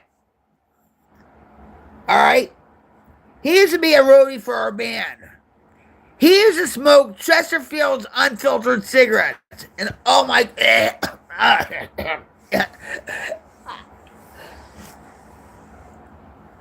I don't know how he could.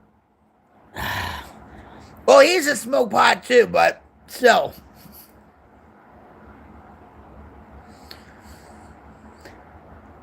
Check out Florida Tobacco Shop.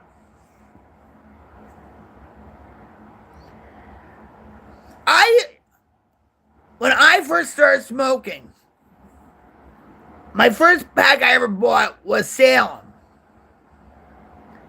Okay? And I took a drag of one cigarette and stuff, my first Salem cigarette, and I got lightheaded. I was like, what the hell's going on? And then I switched from Salem to Cools, and I loved them. But they make your lungs bleed. That's what they say anyway, but But I love Cools. But a lot of my friends, in my addiction had Newports. And every time I would smoke a Newport or whatever, I would get a headache. I can't stand Newports. I have a joke for you.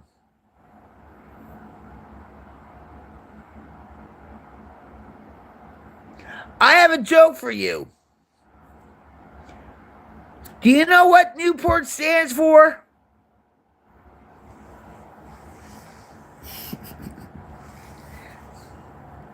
Tell me if you know what Newport stands for. All right, Newport stands for never eat wet pussy on rainy Tuesdays. Or never eat wet pussy on rainy Thursdays. Ta-da-dum.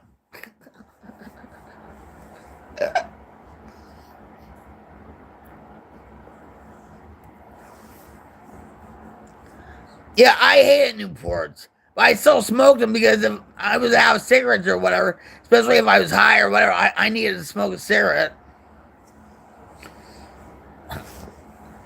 Flip that one. Oh my God.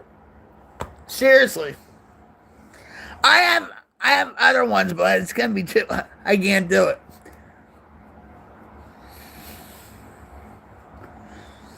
Yep.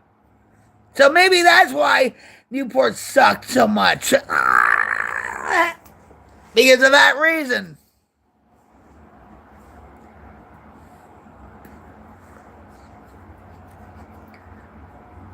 But you know what I'm talking about. If you're high on all that stuff, you're out of cigarettes, yeah, you're going to smoke butts or whatever, right? And even if your so-called friends have the Newports or whatever, you don't care.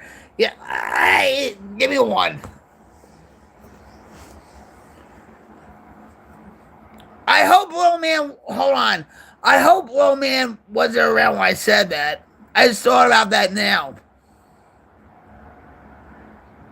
I hope he wasn't around.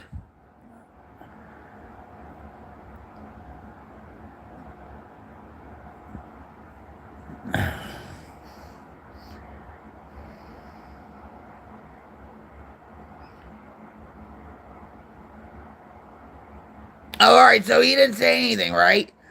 But my voice travels, so I don't have an inner whisper. I can't whisper. I'm from Jersey.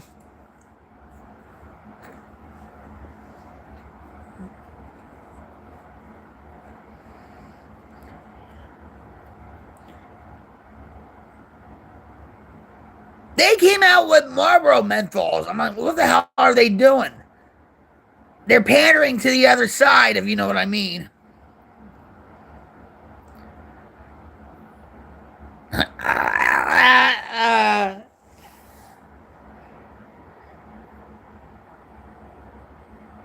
All right, shoot.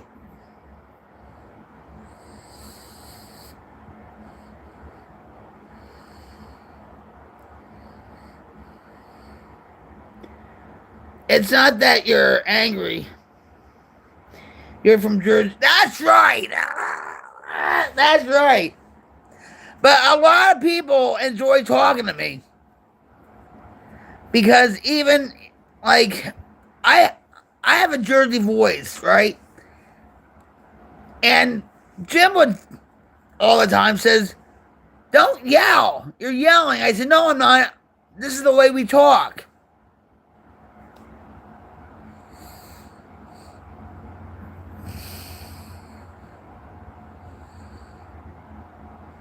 So yelling is my Jersey talk, my Jersey voice.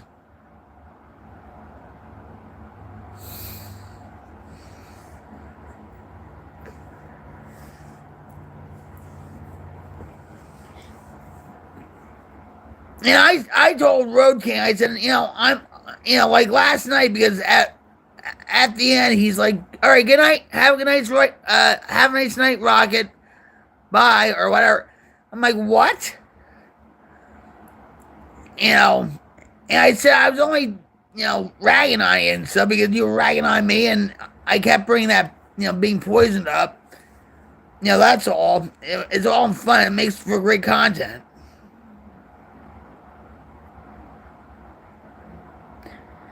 Yeah, I'm proud, but I'm not that kind of proud, if you know what I mean. Wink, wink.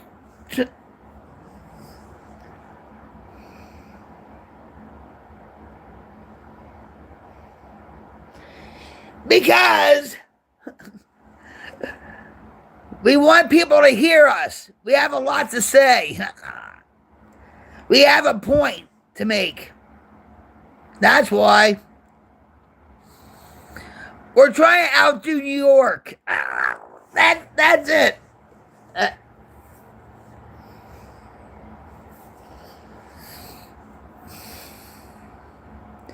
Even Jim sometimes will say, like, why you look so angry? Why you looking like that for? I'm like, looking like what? Angry or upset or what? I'm like, no, I'm not. I'm really not.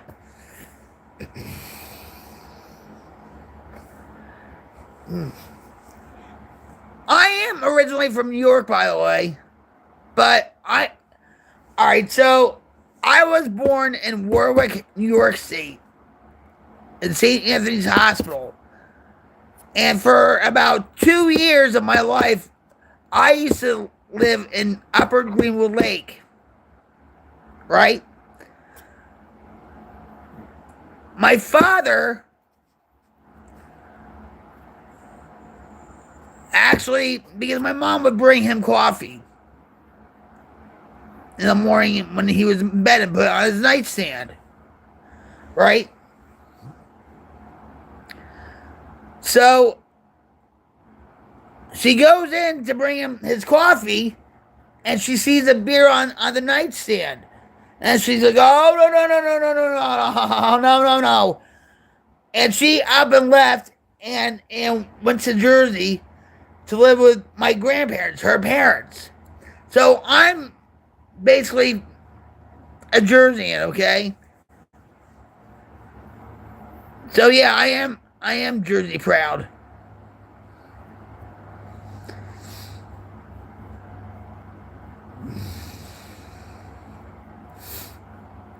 Yeah, so for most of my life I lived in Jersey. So I am a Jersey girl.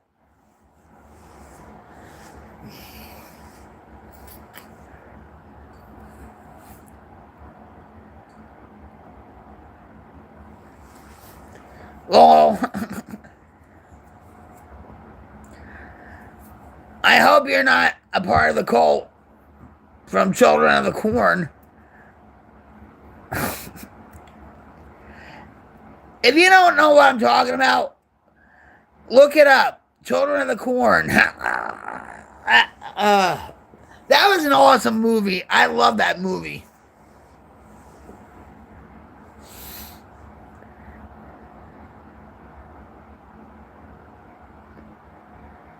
Not one of those Jersey. I'm. Listen. You ever see the Real Housewives of Jersey, New Jersey? Teresa Giudice lives in Montville, in my home county of Morris, New Jersey. Morris County, New Jersey. Morris County, New Jersey is one of the richest counties in the United States. It was. I don't know what it is now, but it was. It was like the second highest or whatever. Right? Hey, what's up, cha-cha? Cha-cha, cha-cha, cha-cha, cha-cha. I'm going to give you a cha-cha cyber hug right now. Cha-cha, cha-cha, cha-cha, cha-cha, cha-cha, cha-cha. How's it going, cha-cha? Woo-hoo. Happy New Year to you, friend. Many blessings to you.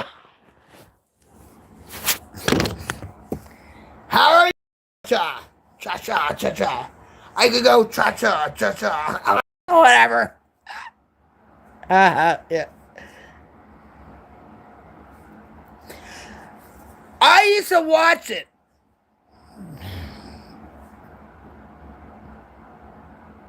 He's your uncle?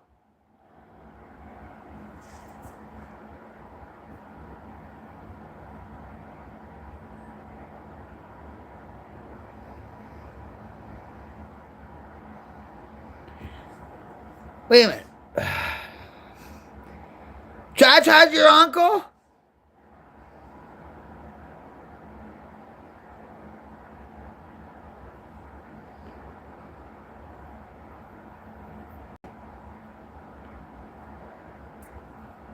Oh, no. I don't know what. Hi, uncle. I don't know what. I was like, what? I have a question for you, Cha-Cha. What's your best memory of 2025? Oh, sorry. Sorry. Sorry. My mistake. Sorry. I should have known. I mean, Cha-Cha. You ever, what was her name? She, Coochie. The Latin, why can't I think of her name? My grandfather used to have a hatch for her. Oh man, she used to be on all these old variety shows and stuff. You know who I'm talking about? Oh God, I. She plays guitar, and then she's like, you know, she has long hair. I think she's from Colombia. And shoot, my phone doesn't work. Wait, hold on. Oh, it still works. She used to be a Spanish. No, no. Wait a minute. Hold on. My grandfather used to have a hots for her. Coochie. Sure, that's it, Cheryl. Thank you. She was she's still living. Charo, that's right. You get a hug for that. Doing a coochie cyber hug. Coochie. Yes. Chitty Cheese Bang Bang was an X-Lax commercial. You get it? Chitty Bang Bang, an X-Lax commercial. Great movie with Dick Van Dyke. He just turned 100 years old, Dick Van Dyke. God bless him.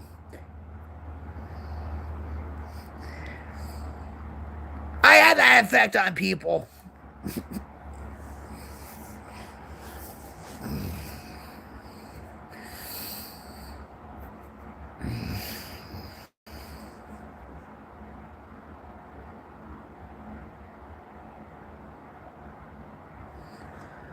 Wait a minute, hold on. Hold on for 1 second.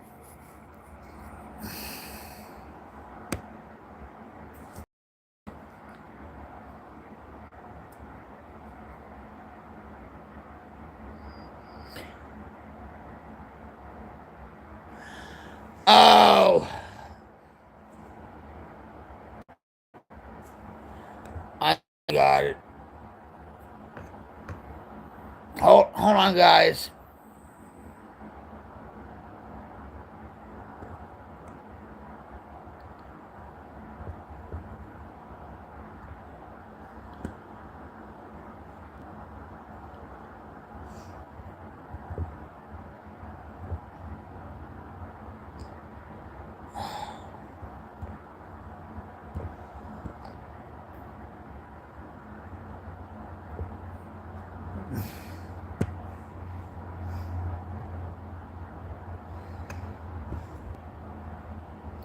Hold on.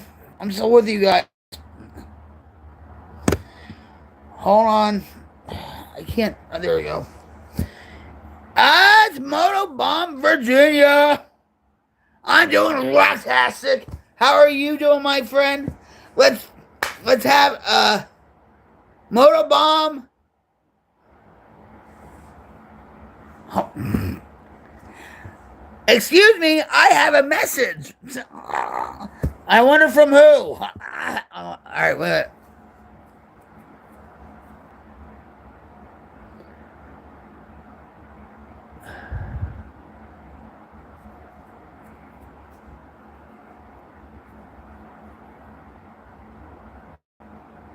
Oh! Really? I didn't know that. Oh, all right. I got it. Hold on. Oh, wait a minute. No, listen. If you need to talk, talk. You just heard my Jersey accent. Hold on. Wait, I have to try to get you off my. Nope. Here we go. I saw you bothered you on your phone. I should have waited until the stream. Listen, let's say if you're having a problem and you really needed to talk to me, right? You came on here for a positive experience. Life is dragging you down. You want to be uplifted by the Queen's Light Brigade, whatever. And you say, well, you know what? Urgent on the chat here, right? And you said, well, I really don't want to put my personal business out on the internet, right? You have that, right? You have that.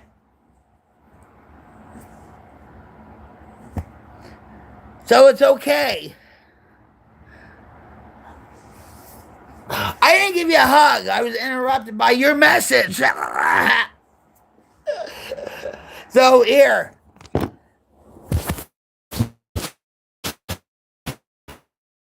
My brother, I love you so much, and my best moment was that I met you, Cawffee Break crew, and the duct tape crew, and all you guys, and I love you, and we have so much in common, and I hope next year is a better year for you. I mean that from the bottom of my heart. You've been a wonderful friend to me and to Jim. God bless you, brother. There.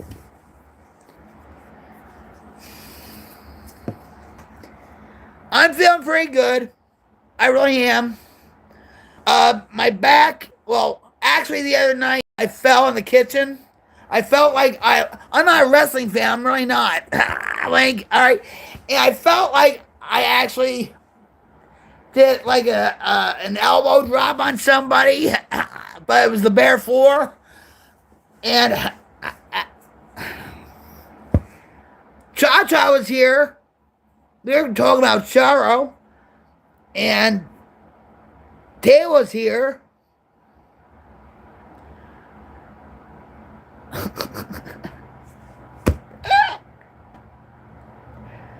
Maybe they're having trouble with their internet. I don't know. They'll come back. Maybe.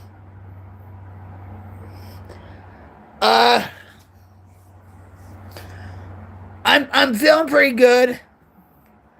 You know, and it's like for the past 4 days I've been playing GTA 5 and a lot because Road King, thanks to Road King, you know, and Jim wants to play GTA 5 too now.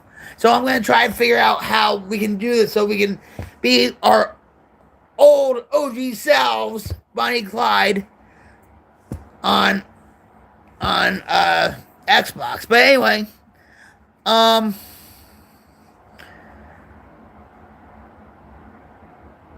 have so many projects to do, and a few of them include the Cawffee Break crew. Okay, I'm not gonna say what, you know, but I do really want. And I meant that on your video, where I do want to be a part of the Cawffee Break crew on a regular basis, maybe daily or a regular basis, and stuff, because I love you guys. You have a hell of a good time and stuff. So that's it. You know, I just have a lot of projects. I want to change my stream around a little bit. You know, but that takes a lot of work, and it's like I'm trying to be on a regular schedule where I go to bed around like 11. Yeah, good luck with that, Rocket. You know, I seriously think I become a workaholic when it comes to streaming, or when it comes to, like, you know, creating things, whatever. You know what I mean? He doesn't understand it. He's like my timekeeper. I'll say, "Oh, you've been up for 34 hours. You've been up for 38 hours," and I tell him, "Well, I'm gonna call the Oklahoma City Thunder, the basketball team, and see if they want a timekeeper, because that's how he gets." He said, "Well, that's not normal for staying up for 34 hours and stuff, and you're not even, you know, my sister-in-law that passed away in 2023 used to call me a vampire because I would stay up all night." So, you know, Like they say, the freaks come out at night, especially from Jersey. But, there's going to be a lot of changes. And I just feel like 2026 is going to be the year of the cyber hog, the Queen's Light Brigade and all that, but it's going to take a lot of work, and I really have to dig my heels in real deep to do it. I know I can do it. It's just that I have to really just use my time well. You know what I mean?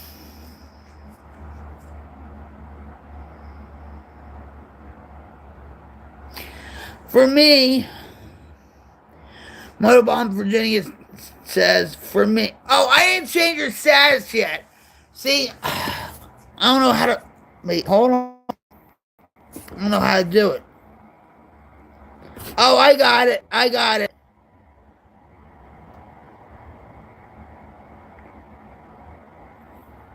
It is the wrench off?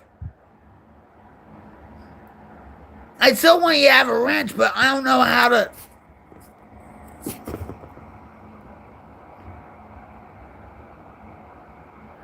I had to figure it out.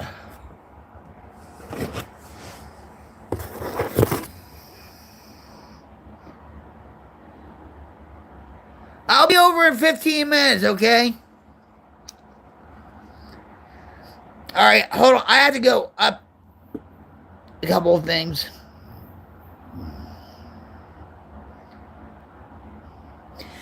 Alright, so you said, for me, staying up, watching the sunrise, only gives me bad memories.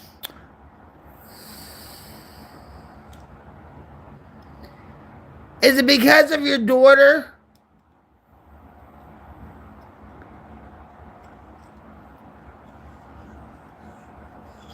But I have a job that I gotta work during the day, so I can do that regardless. Well, thank God you have a job, because plenty of people don't right now. They're laying people off left and right. And all that crap. Right now I'm going to read the other one. Okay, so fried rice, quinoa, quinoa, that's what it's called, right? Frozen vegetables, steamed and canned. Ew, no! Not canned chicken. Use that like for chicken salad on a sandwich. He uses this. See, you and Jim have more in common than you think. He uses like canned ground beef or chicken. He makes ground chick. He makes burritos with canned chicken.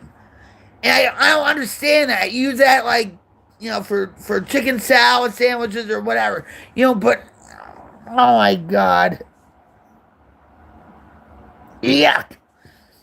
He loves Vienna sausages too. And I tell him, I said they taste like rotten. I'm not going to say the word.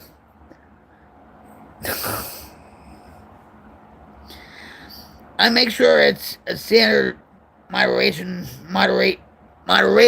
wrench, not a managing moderator.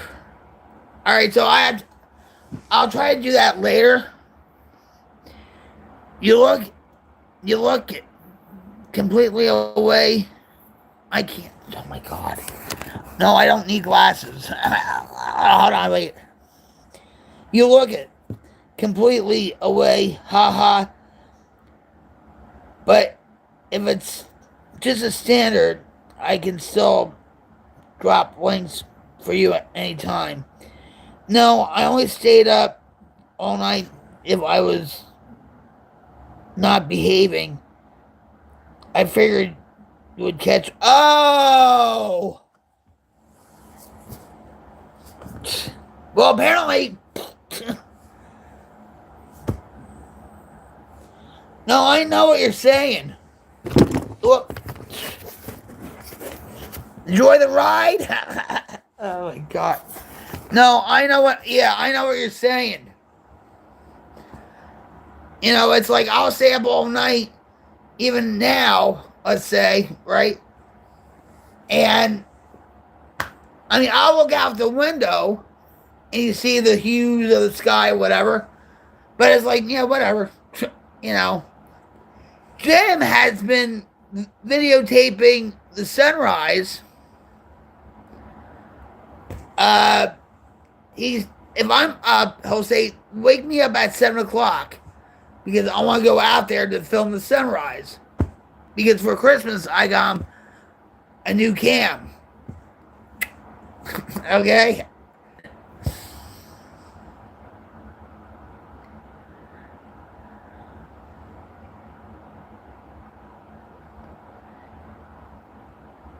Am I live now? And it was just going like doo doo doo doo. I was going in the Twilight Zone, and all of a sudden, you're live. Anyway, so Jim's been going out there. Yes, and I've had this for 3 years, and yeah. Hold on. It's wait it. Hold on. If I move that there, can you just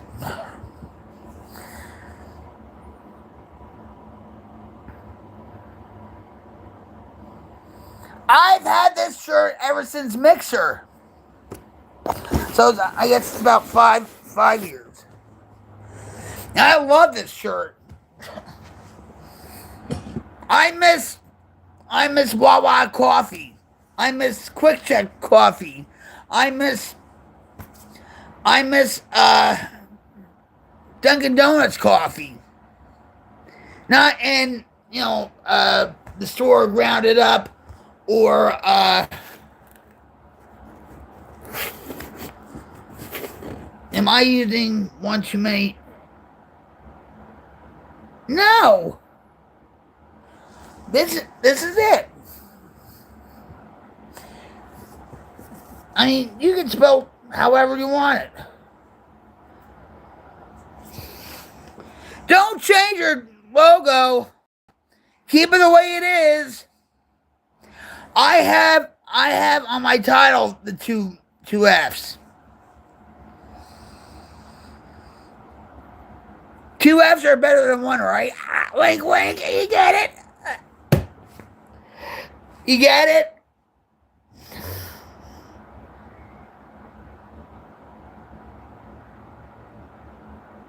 Yeah, don't change it. I personally like it with two F's too. Yeah, I know you got that. Too bad Java wasn't here to say that.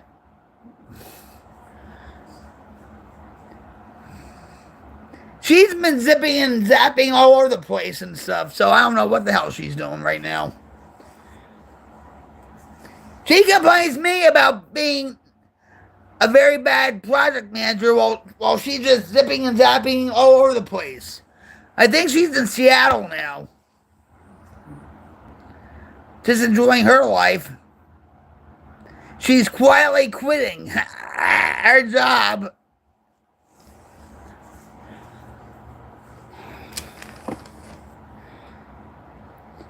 Yeah, he goes through his things, Actually, Jim told me about that, but he's like, yeah, Dean's probably wondering why I don't go on.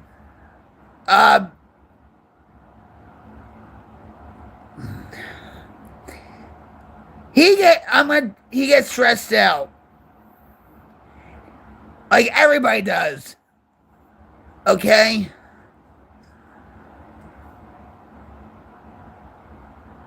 We're going through, especially if I'm going through back pain or whatever, I end up going to the hospital, whatever. That's money.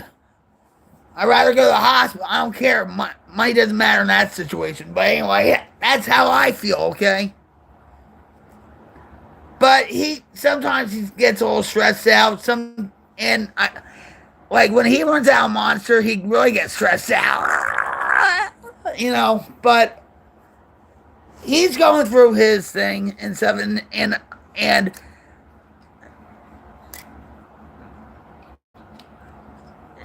yeah.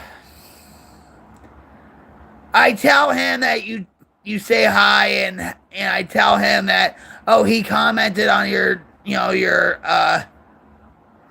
know comment, and he did reply to you in one comment. I forget what it was, and I think I told you, but he goes through his thing. You know, it's not about me and my bullshit. You know,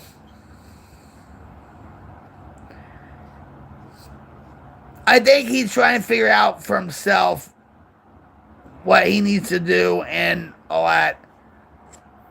You know what I mean? He what? Oh, wait a minute. All right. Say the stream cuts off, right? Look at the beginning. He's like my hairstylist. You can see his hand, like try to do my hair right. He was like acting all goofy. I mean, it was the most he ever been on the stream. And I wish you were there to see it. And I love when I see him like that. It makes me laugh.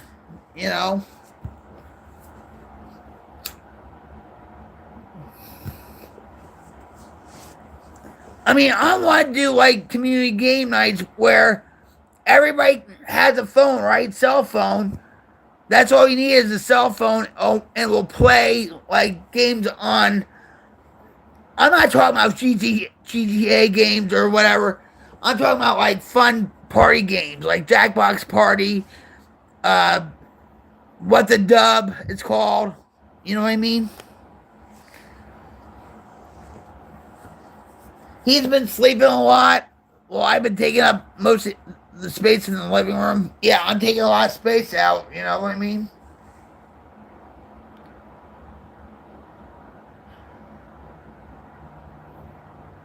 All right, cool. Well, thanks for dropping in, brother. I appreciate you very much. I'm sorry about I didn't know about the moderator status, how that worked. Happy New Year to you. And tell that to your daughter and your grandbabies. Tell them Auntie Rocket wishes them a Happy New Year.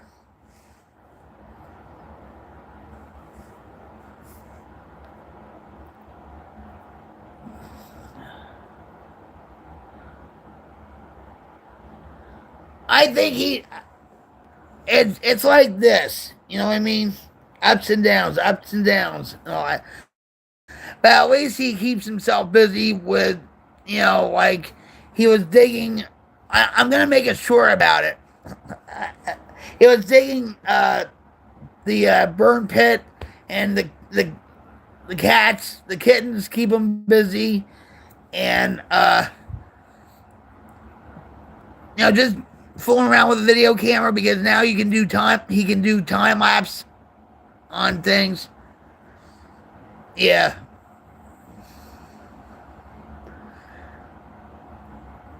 I was gonna tell you real quick. I had a New England boil. Well, not with, but I had like a clam bake. It was frozen and it didn't take the mussels. Tasted really bad. But they had shrimp, potatoes, kielbasa in it. Real good stuff.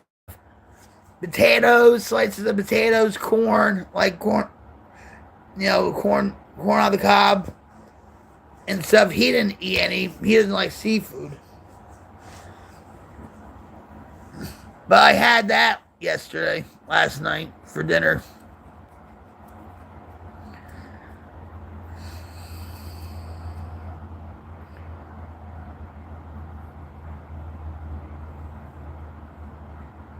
And a lot of times I don't think he knows what to do with himself.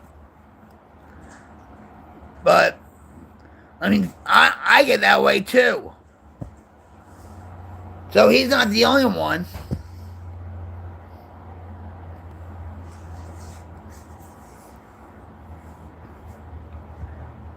But he keeps busy and a lot, and he watches certain YouTube videos and, you know, his prepper videos and his, you know, when he sits here and if I'm in my studio or, you know, taking a nap or whatever,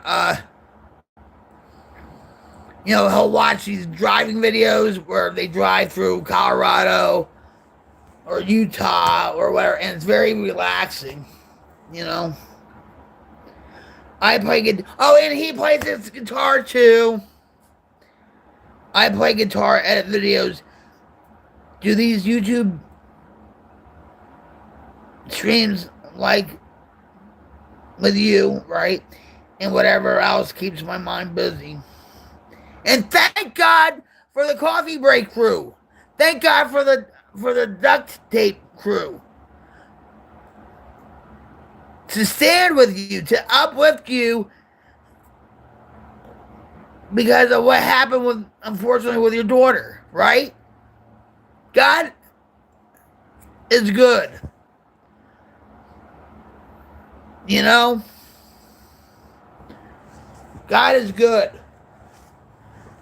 And you know, heartbreaking, but I'm not gonna keep rolling with it, but thank God for them, right? Dean, you needed that. You needed that connection, that community. Because there's plenty of people out there that want to belong to something, that wants to belong to a community, and it's like, you know, they don't know how to be a part of a community, you know, because they feel like they're going to be judged. Not the coffee break crew, not Queens Light Brigade, not the duct tape community. You know?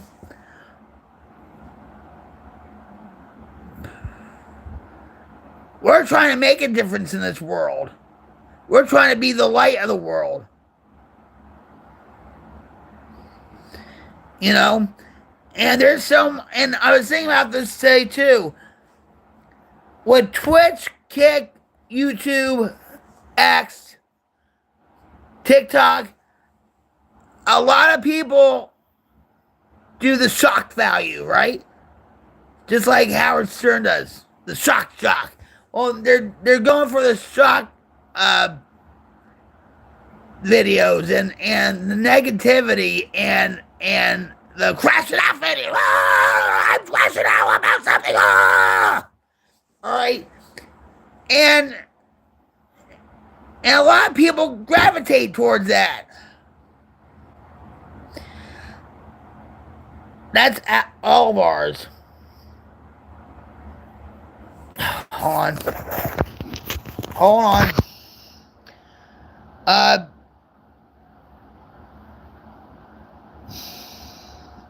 The term community, yes. I mean, it ain't no certain persona. It's just, you know, several like-minded people that happen to support each other.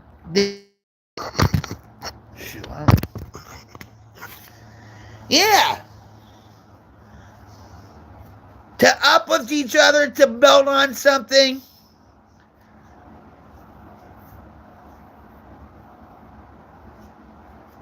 For those that are hurting and lost and depressed or having a hard time in life, you know, it's to build friendships and to promote togetherness and to promote positivity, you know, and to promote validation. Because a lot of people in this world don't have validation. And they go about it the wrong way by doing, you know, like YouTube stunts for clicks or this for clicks or whatever, in a negative way. Like these kids say. It's that's what AA is about. That's what NA is about. That's what Celebrate Recovery is about. That's what Overeaters Anonymous is about.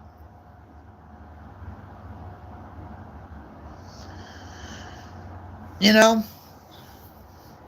But there's a lot of people nowadays that don't know how to be a part of the community. Like I said, because they're afraid to be being judged. Road King, Road King, Road King. Well, since you put that idea in my head, I don't know.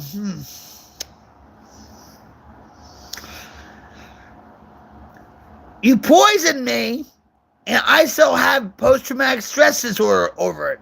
And you know that. And I thought you were my friend. And you poisoned me in a friggin' bar. Oh, it's all coming back to me now. No.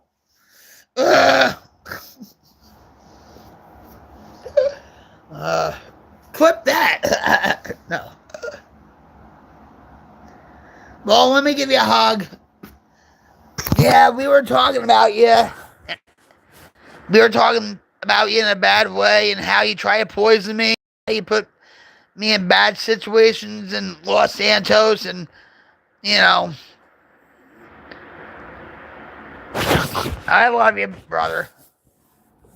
I'm glad you're back. You know, Motobomb, he tried to poison me. He did. And I have proof of it. I have a video of it. Here we go again. I can't let that go.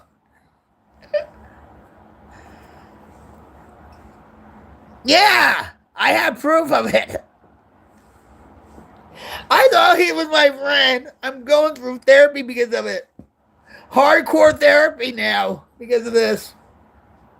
Oh, he gave me a shot at a bar. And I passed out. I didn't know what was going on.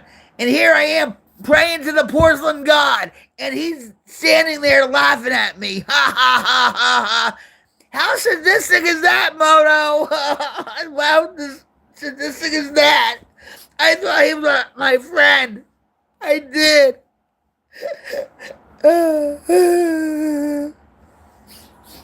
Somebody give me a tissue.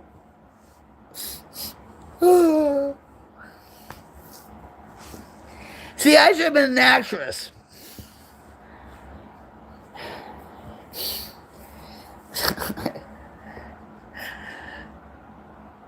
He put me in all these bad situations, I swear. He got me into all these accidents.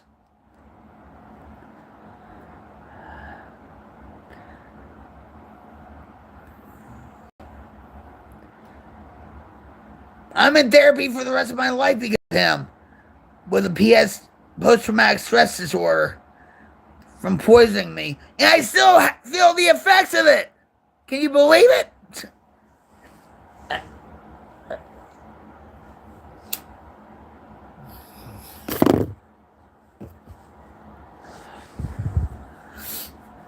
All in good fun. He was ragging on me last night for, use the cross. Well, first of all, you don't even know what the cross is.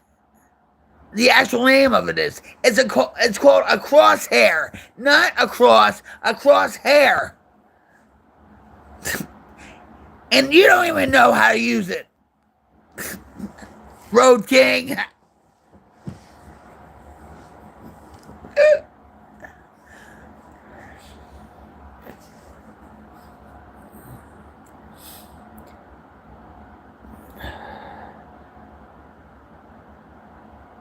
Moto, tell me your best moment My hair's a mess. Oh my god. Where's my hairstylist? I need my hairstylist. Hairstylist! Chop chop! My hair needs styling. It's becoming a mess.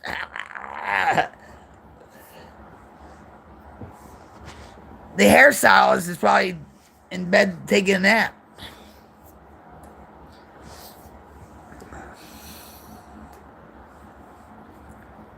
But Moto, what's your best moment of 2025? I know you have one, meaning me. I'm like it. What's your best moment of 2025? Let's talk positive here. I tell people on the stream today and every day, well, first of all, thank you for being here on my stream. I truly appreciate each and every one of you. Just by you being here is enough. I would, yeah, right. What kind of pizza?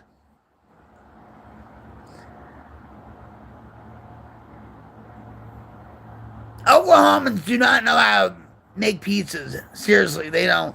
The only good place I went for a pizza was Salvestano's in Tulsa, and it was a Chicago deep dish pizza, like an authentic one.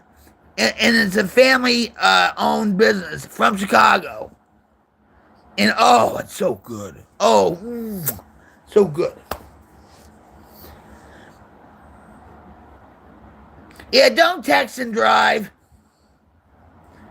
Please. And if you're going out tonight, please don't drink and drive.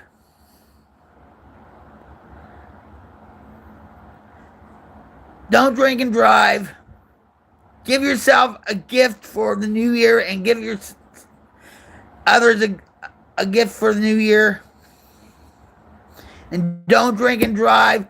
Call a sober relative or a loved one or a friend to pick you up, or call a cab from where you're at, or call Uber, Lyft. Actually, if you call some police departments, they'll give you a ride for nothing locally.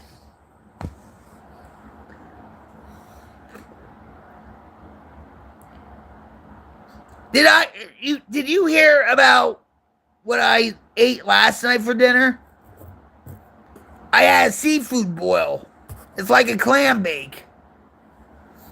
And it had mussels, kielbasa, shrimp. It wasn't that glorious, believe me. It had potatoes and 2 corns of cob and stuff, and Jim didn't want to eat it, even with a kielbasa in it. And they had mussels in it too. And those mussels were like, ugh. You know. And I love mussels too. The marinara sauce and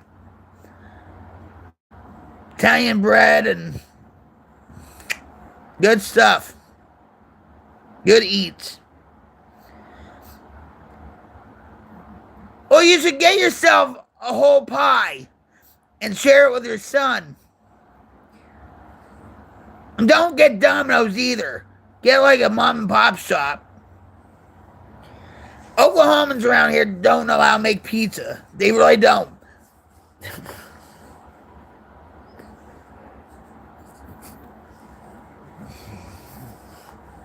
They don't know how to make Philly cheesesteaks either.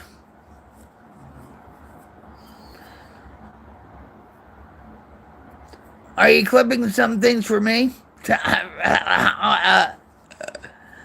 I was going to ask you, what's your best memory of 2025?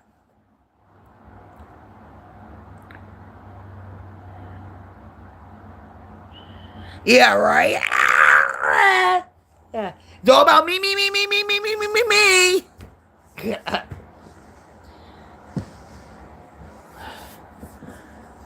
I wanted to make a highlight reel and all that, like a recap.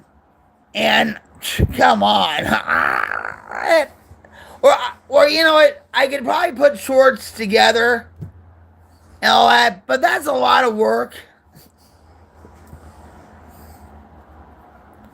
You know, being sober to deal with the hardships I've had.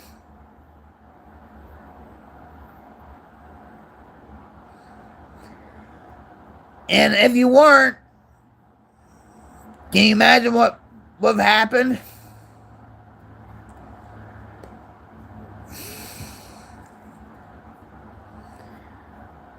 And not many people, they go through recovery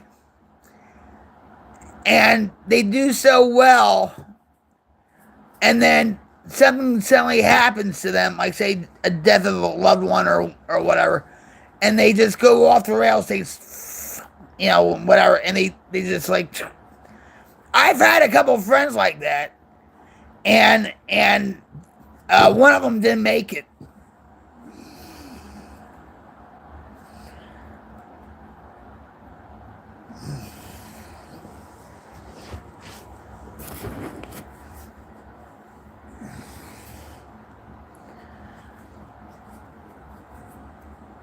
So, yeah, I know what you're talking about.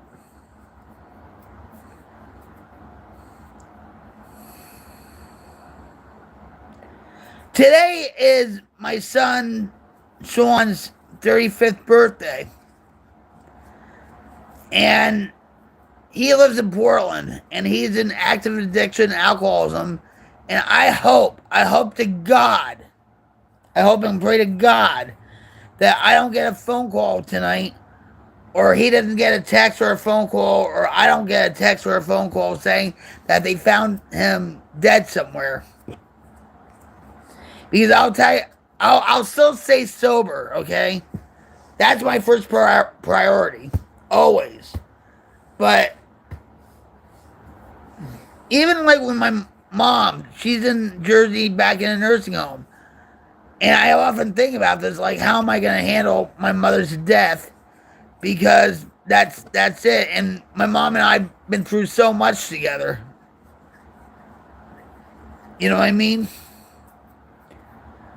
She saved my life. She used a lot of tough love on me. And nowadays, people don't know how to give tough love, or they'll say, addicts don't need tough love. No, it saves their lives. It saved my life. And I owe my mother everything. I'm so grateful for my mother. Because she raised Sean. I mean, she raised Christy too, but that was, but she sacrificed a lot of her life to raise Sean and try to give him a better life. And look what's going on. If my mom knew what was going on with Sean out in Portland, it would kill her instantly, just like that. It would. So that's why when I call her, I don't mention anything about Sean or nothing. Because forget it.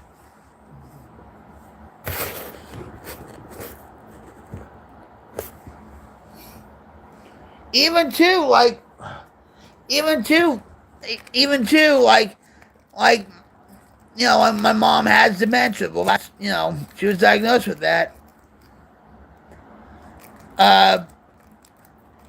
Well, even with my daughter too, she has issues too. But like with my mom, if I call her up and I say, "Hi, Mom, how's it going? Merry Christmas or Happy Birthday or whatever," and she'll say, "Who are you? I don't know you. Who are you?" That would just crush me. And I'll admit, guys, I don't talk to my mother that much, and it's all about guilt.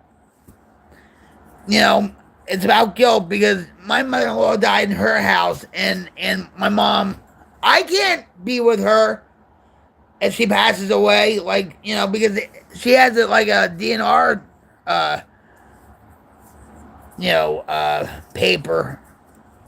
So if she dies and they, I can't be with her, and I feel guilty about that. And also, like when my father died, my mother and I took a trip to Greensboro, North Carolina, for a weekend to see my father for the last time. And 2 weeks later, he passed away. So she actually drove me to see my father 2 weeks before he died.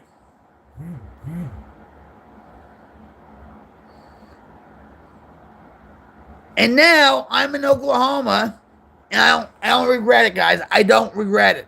I really don't. Okay, it was the best decision I made. All right, and God took a part of that. Okay, God brought us together for a reason. But like if my mom dies and stuff, I can't be with her.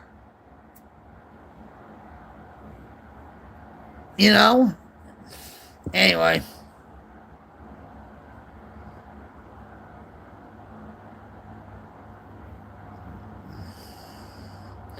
That step work, really. I should really do the steps again. I should really get the 12 and 12 again.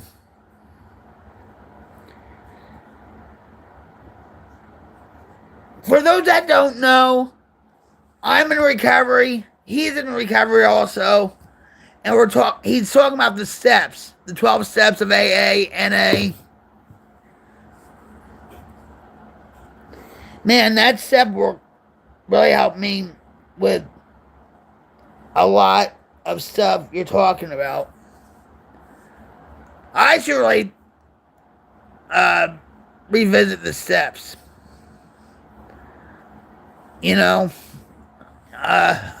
I used to have like daily reflections, like a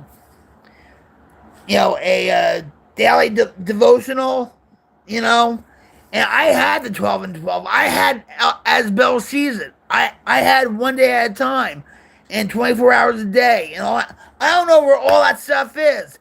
I have here. I have it right here actually. The Bible of AA. Yes, I do read it. But this is not... I had an older edition. This is the newer one because they put new stories in it and whatever. Yes, it does, actually. And step 4, we admit... no, I'm sorry. Don't... Wait. Step 4 is making an inventory of ourselves. Now you're making me look like an idiot. No, I'm only kidding, but man.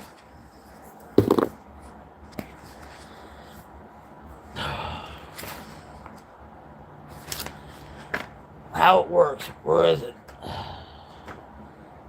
It's in how it works.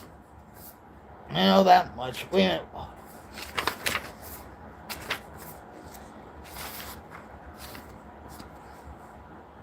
Here, alright, look at this.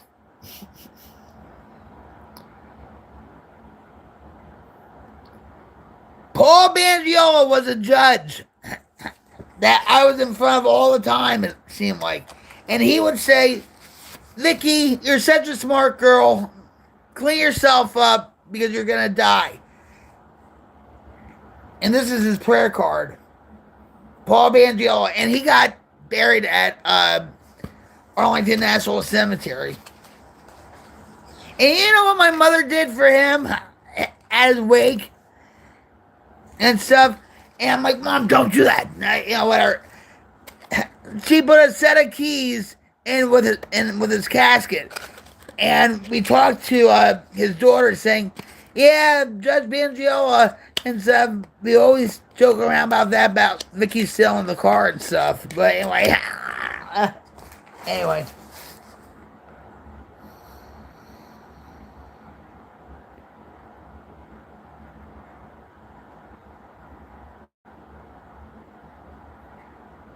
They have meditation videos on YouTube.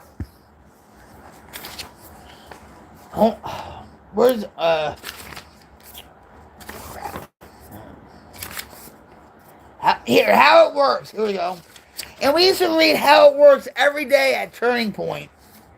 Not Turning Point USA, guys. It's a Turning Point in Cedar Grove, New Jersey. Alright. So, here, alright. Made a searching and fearless moral inventory of ourselves. Now, a lot of people in recovery, especially in early recovery, when they work on step 4 with their sponsor, they relapse because of all the harm they did to people and stuff.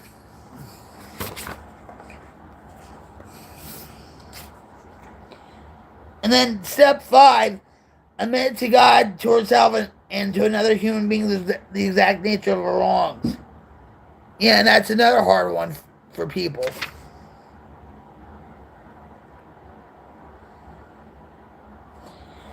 I'm going to read you this.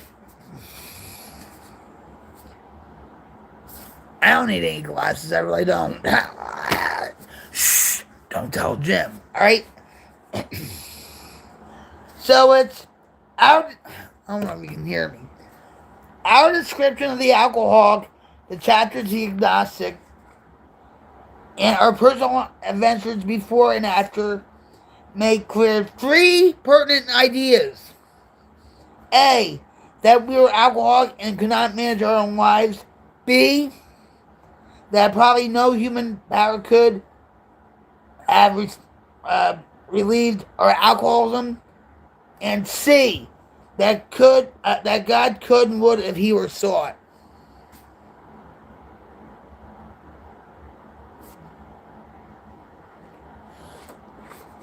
I like the promises too, 12 promises.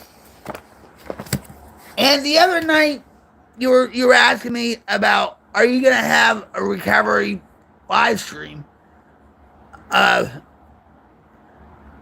Yeah, I want to. If you want to be a part of that. And there was a thing like it would be like Rocktastic Recovery. I have to work on the title and stuff like that.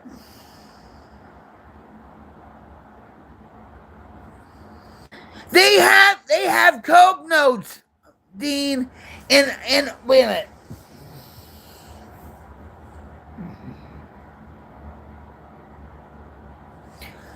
They have Coke notes, and I gave you a free subscription to Coke notes, and I asked, I don't know if you remember this or not, and I said, did you get a message? And you said no. And I said, what do you mean no? And I said, I gave you a free subscription to Coke Notes. Because that helps too. And you said, no, my phone probably thought it was spam, so I never got the message. And I'm like, what? You remember that? I'm back. Hold on. All right. The first 3 may not have set in very well. Excuse me. Then I'm reading off a stupid freaking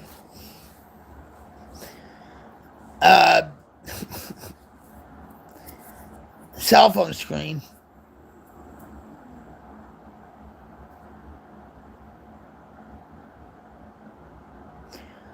I meant just one of your regular recovery vids that you do with all your Streamlabs and stuff. That's a recovery live that you do, I thought. Yeah. I've done that. Everything is so mixed in. You know, I share my experience, strength, and hope. And if people come in and just, you know, I mean, not all people are looking for recovery.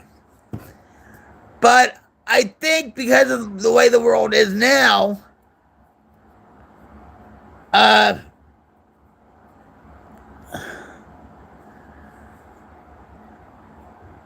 I truly believe that, because there are other recovery channels, and I am in the niche of a recovery channel. I want to do that. I do. Because I know a lot of people, even if they're sober curious, I don't care. At least it would plant seeds in their heads, right? Imagine putting seeds of my voice in their heads. Oh my God, it's driving them nuts. Anyway, but you know what I mean? Uh, I've read on stream too this, and I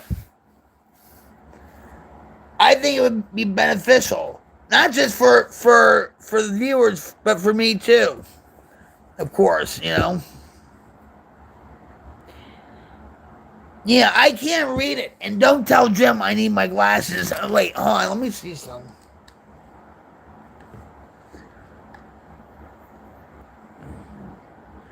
Wait.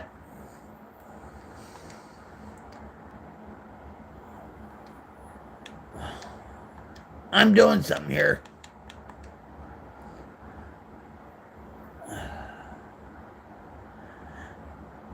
Tony Iommi just put out a 4-minute New Year's message 6 hours ago. I want to look at it. Not now, but man, I'm trying to go back to my channel for a minute.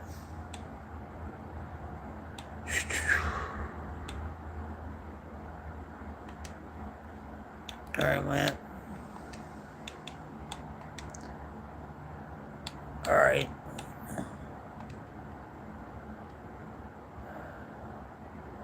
Hold on. It doesn't show up. The chat does not show up on my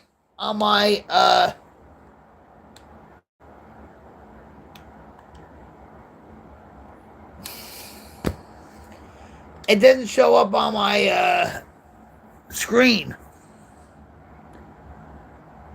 And I'm streaming through Streamlabs. I'm streaming through Xbox, which is connected to Streamlabs, and I'm looking, and I don't see. Oh no, I'm not. Wait a minute. I just figured something out. I just went live on my cell phone, so I'm not streaming through Xbox, or I'm not streaming through Xbox and Streamlabs like I do on GTA 5 or whatever. So wait a minute. Hold on.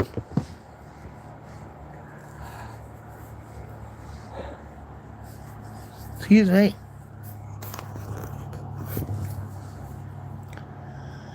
The first three may not have set in very well. Then if the 4 was so hard, that seems like an excuse for some Dean. All right, wait. Can I move this? Nope, I can't even do that. It's important to me that I read it. And I'm trying so hard not to get my glasses.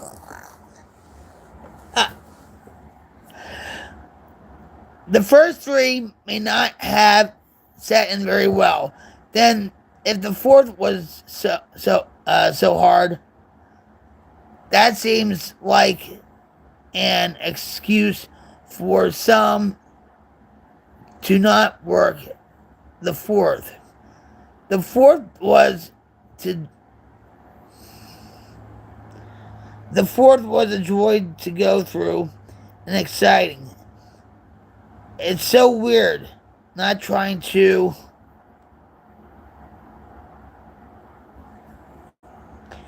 I just meant one of your regular recovery vids that you do with all your Streamlabs stuff. That's a recovery love that you do, I thought. Oh, recovery live. I mean, yeah, I do. Hey! That tells you something right there. You enjoy your trip? Man. No, I mean, I do like, see, when I do, yeah, did you enjoy the ride? That was better than a roller coaster. Whoa! Did you get motion sickness from that?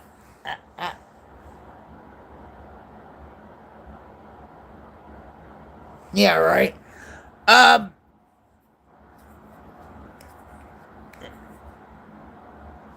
I love doing these on the phone. I love doing live streams on the phone because it's stripped down and naked. And yeah, don't get your mind out of the gutter. I'm like it. Uh, I miss my intros. I have to change certain things around and stuff like that. And I actually can put Streamlabs on my phone, but it's so complicated to put like the chat and then this and to arrange things. And that's why I have it just plain. And I hate that at times, because I have a candle that we light, because it's the Queen's Light Brigade. We light the candle in the beginning, so other struggling addicts and alcoholics with mental illness can find the rooms or can find recovery. You know what I mean? So, I guess this is not filler. I don't have filler. These are all 100% natural. I shake what my mama gave me. No, but, I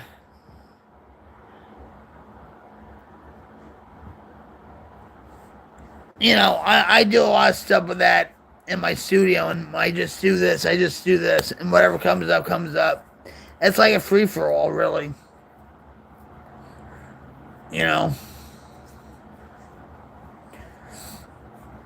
But I feel like a lot of changes are going to be happening with my stream.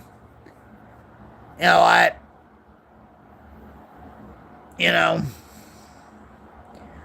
feel like it's going to be the year of the Queen's Light Brigade, or just, hey, Java Jet too. Java Jet, your girl Java Jet, she's picking up momentum and stuff like that. But that's a side project. But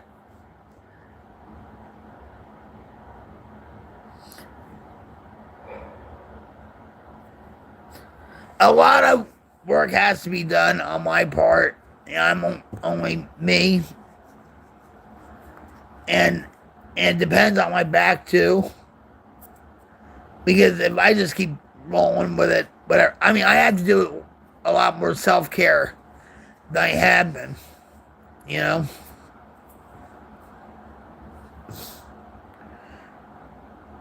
Like work on something, okay, take a break, watch YouTube, get myself something to eat, maybe take a nap, and then get up and see how I feel, and then if I feel okay, go back to my studio, work on things, you know what I mean?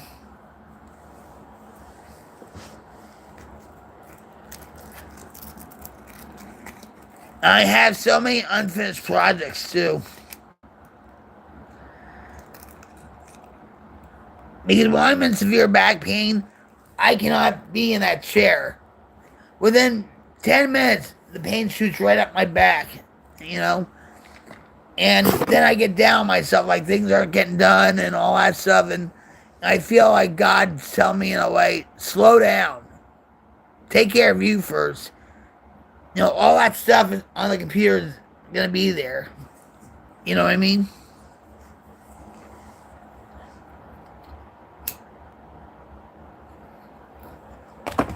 So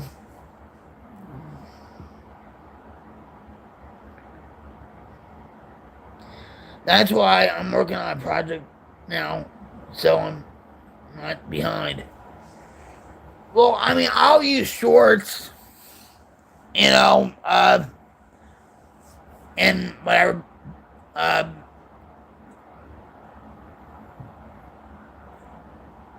that's what's great about Streamlabs and other programs I do. It's like one click and that's it.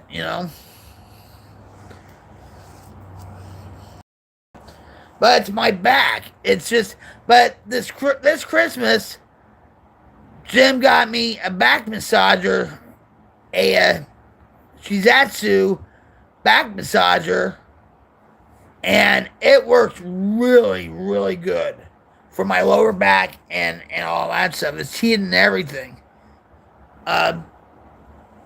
So I think that's one of the top gifts he ever gave me. I wasn't expecting it at all. But, he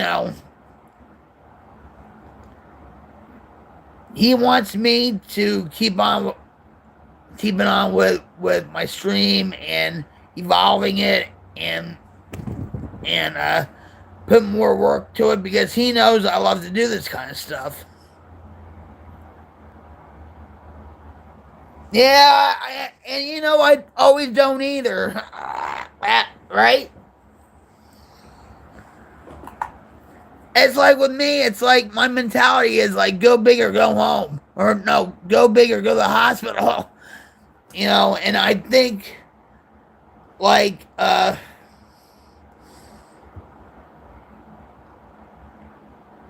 getting better at it to a certain extent. I mean, a couple weeks ago, I ended up in the ER and I was admitted to the hospital. And I didn't watch any TV. I didn't, no cell phone, nothing. And I was just thinking there and stuff. And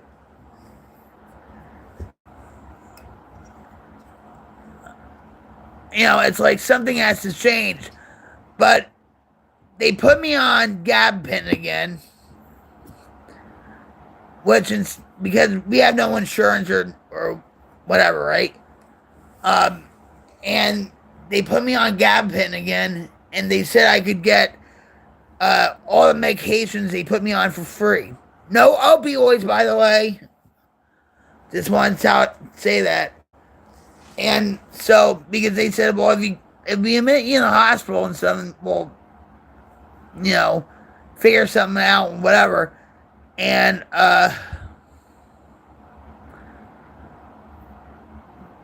it's like I made sure when I talked to the doctor, I said, I'm going to get all my medications for free, right? He said, yeah. I said, are you sure? That stuff. I had it. And then I said, what if I need a refill and stuff on some of the medications? I'm going to get it for free. He said, yes. I said, are you really sure? He said, yes. Really? Are you sure? So ever since I've been on the gabapentin, I feel like, I felt a lot better, like, in the first 2 days that I took it. So, see?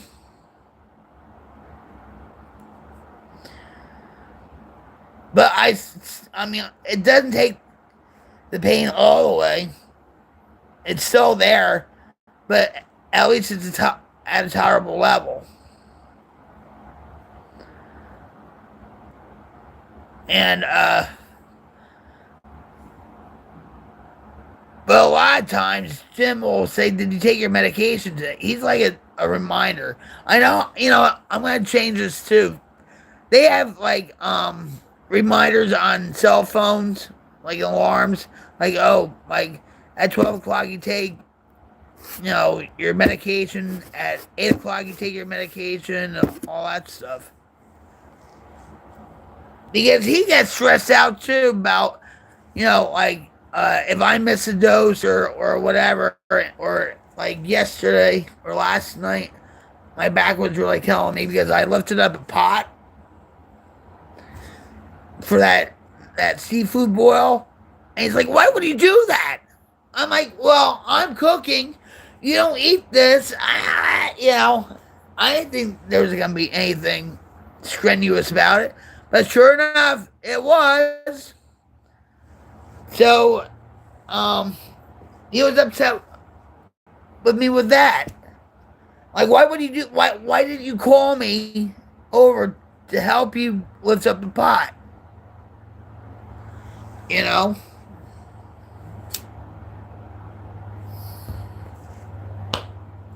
That's how I am. I don't want to rely on anybody. You know. I really don't.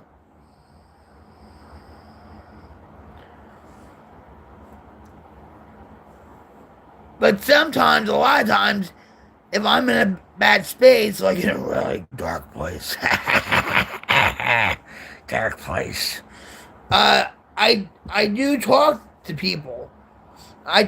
Well, I told him, I told Jim, I said, I hope one day, we're going to do it this year, where I'm going to take him to an open speaker meeting of AA around here. So he understands the 12 steps. So he understands about recovery more and all that stuff. You know what I mean? I think he needs that.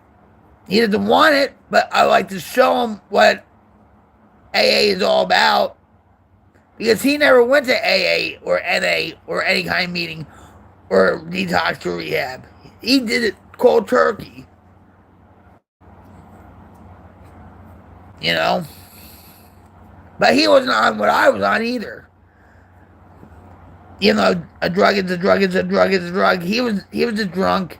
He was a big pothead, and a couple times I think he took mushrooms a couple times with that. But, and I asked him this, I think a couple months ago. I said, "Do you think you're an alcoholic?"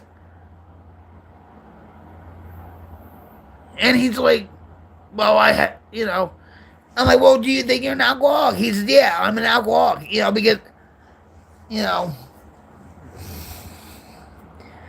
Because his life became unmanageable. But see, if somebody came in here and say, "Well, I'm going through, marital problems, financial problems, spiritual problems," well,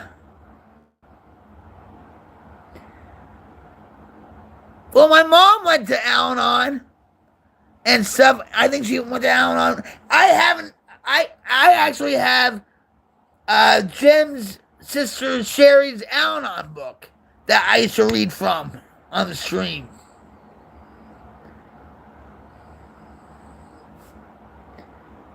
They have Naranon. They have they have Al-Anon for teens too. I know all about this stuff, and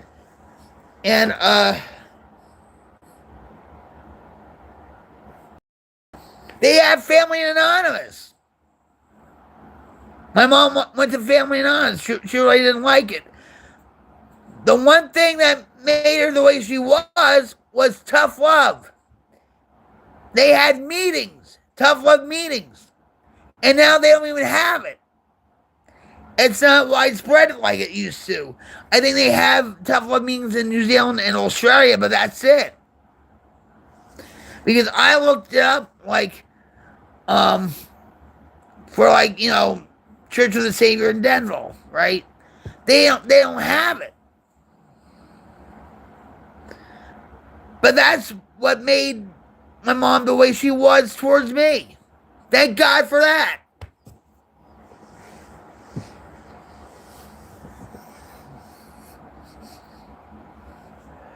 They need to start tough love meetings up again.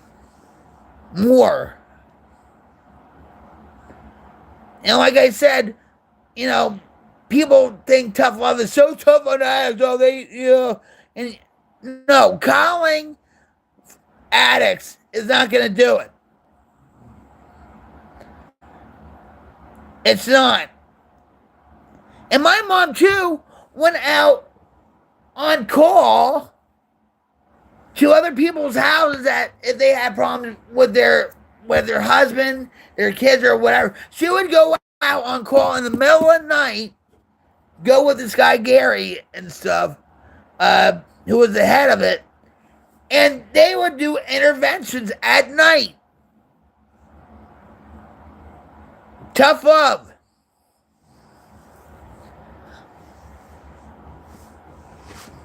And actually, too, my mom brought me to a tough love meeting to share my story with the group.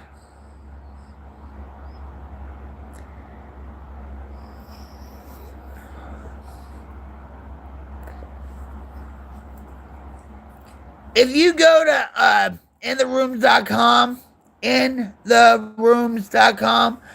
they have AA, they have CA, they have NA, they have Overeaters Anonymous, they have Celebrate Recovery. They have meetings for everybody, even chronic, for people with chronic pain. And I've been with that site for over 14 years. But they don't have no tough love meetings. It's Family Anonymous.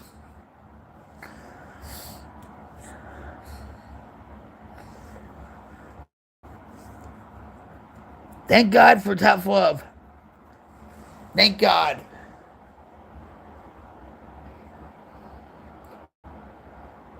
I really want to stand up, but my back. I want to show you.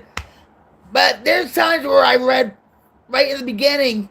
I read from the Al-Anon book. His sister's Al-Anon book. Like, I guess she was having problems with her husband at the time because of drugs or alcohol or whatever. But when my mother-in-law passed away, months passed, and Jason, the pothead, and his wife actually cleaned out a lot of stuff from like the sheds or in her office, and they found Sherry's Al-Anon book, and so one day Jason gave Jim a whole bunch of stuff, a box of stuff, and guess what was there? Sherry's Al-Anon book. And to me, that's golden.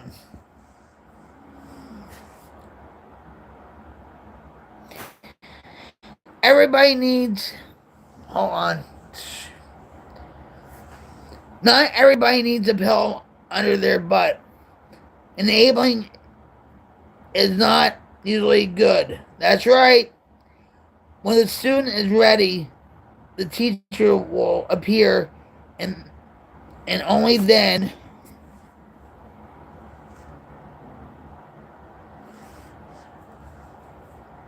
well, after Dusty killed himself, shot himself in the head, and she felt guilty, my mother-in-law, I love you, Ma. I love you very much. I miss you. When every day passes, I miss you even more. I love you. She enabled a lot of people too. She enabled Ann, and look what happened to her after my mother-in-law died on November 19th, 2021. My sister-in-law suddenly passed in 2023, like 2.5 years after my mother-in-law's death, because there was no other person in the family or whatever that was going to enable her.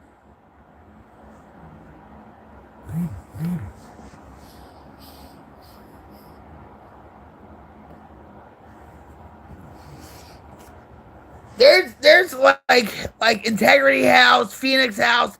That was hardcore. It was called a therapeutic community, but it was hardcore for addicts. Like they stripped you down to your bare self, pretty much. You're in a circle, and they'll call you names. They'll do this, will do whatever, and they would strip you down. Not with your clothes. I'm talking strip you down emotionally, mentally, and whatever. And they would put you in the room, and they would just. They did that in Straight and Narrow in Newark. I almost went there. I didn't want to go, but you know.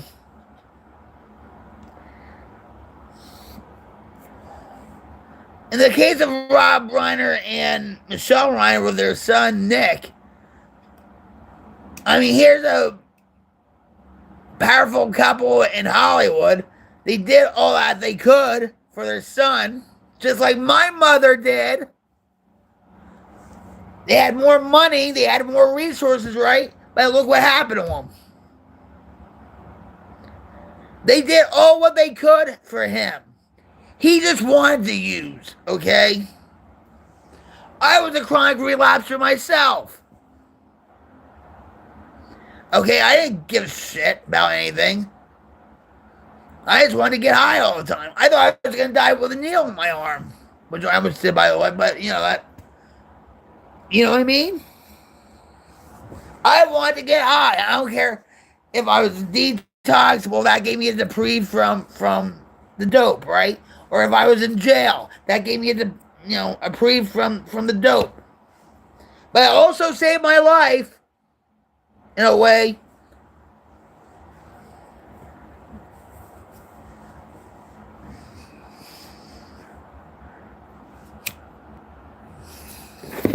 That kid wanted to get high.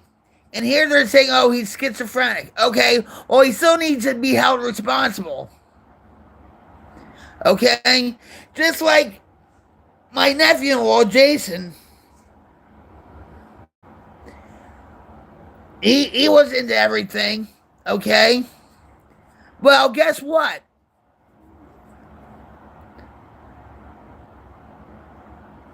His father and him went to a strip club.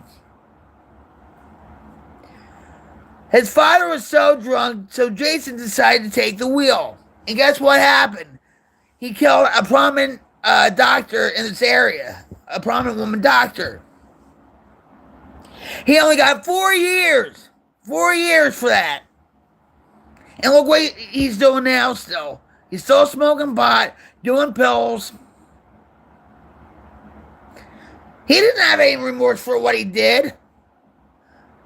He didn't do anything in that doctor's memory or honor. Bullshit. And I get so mad at that. The drunk always lives.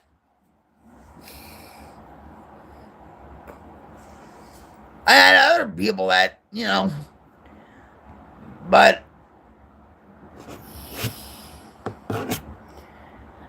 I mean, when Jason got out of prison, yeah, he was all like, I guess born again Christian. Yeah. And then he hooked up with his wife that was in the homeless, like in a soup kitchen or whatever. They hooked up and whatever, and then he got started on pills again, and then it just snowballed and stuff. He doesn't drive.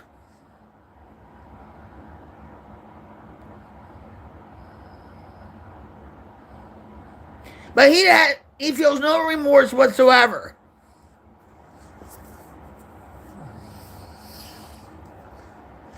And even you see on the news, like, say, 4 people got killed by a drunk driver, and they get, like, what, 10 years for 4 people's lives? Are you serious?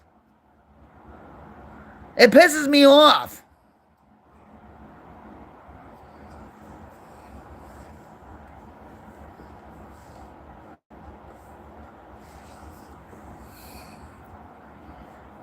Please, guys, if you're going out tonight and having a good time, Happy New Year to you. Happy 2026.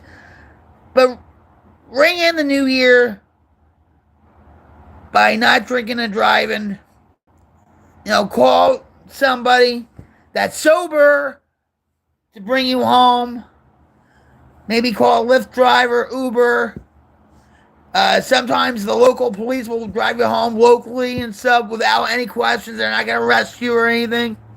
If you can't find an Uber driver or Lyft in your area, or a sober friend or relative to bring you home.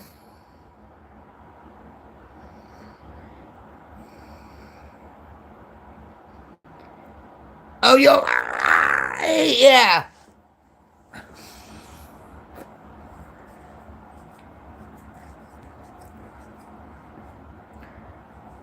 Believe me, if you're the only one that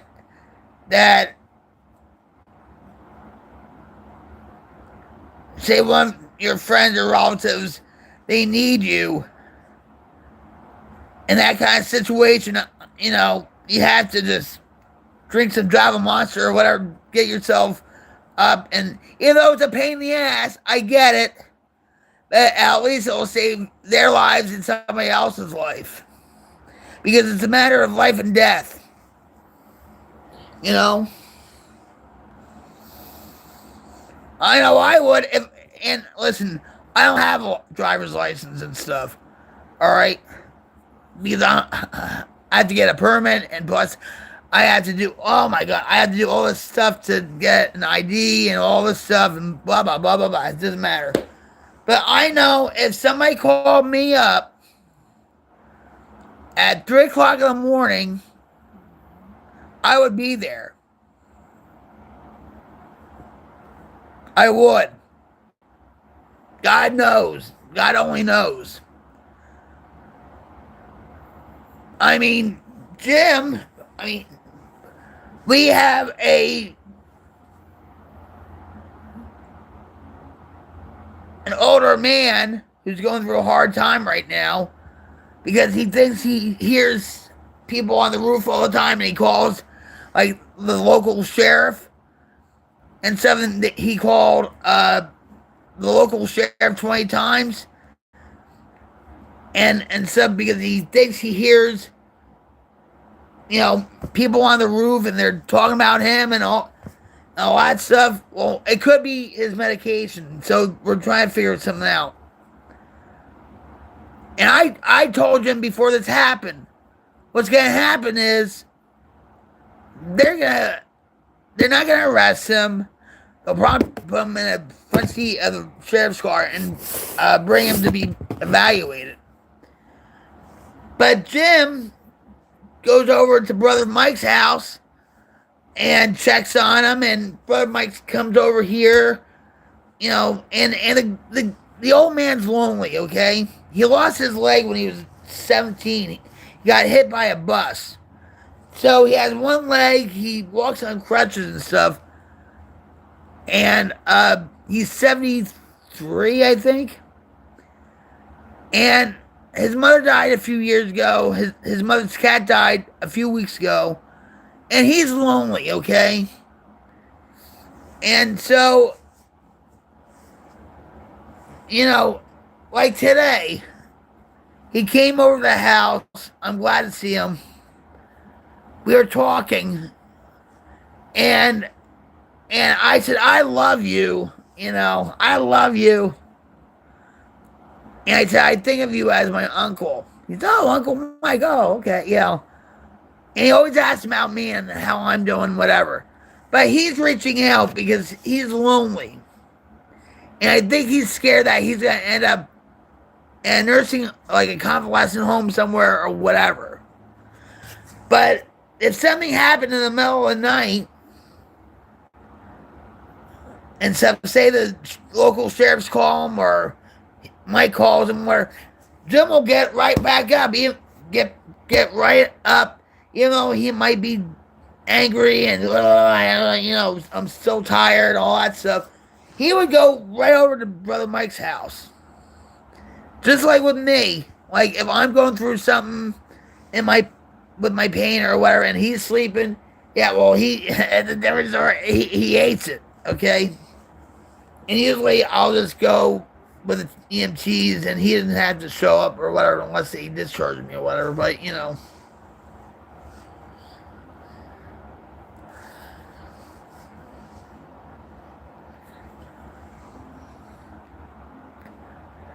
but you know,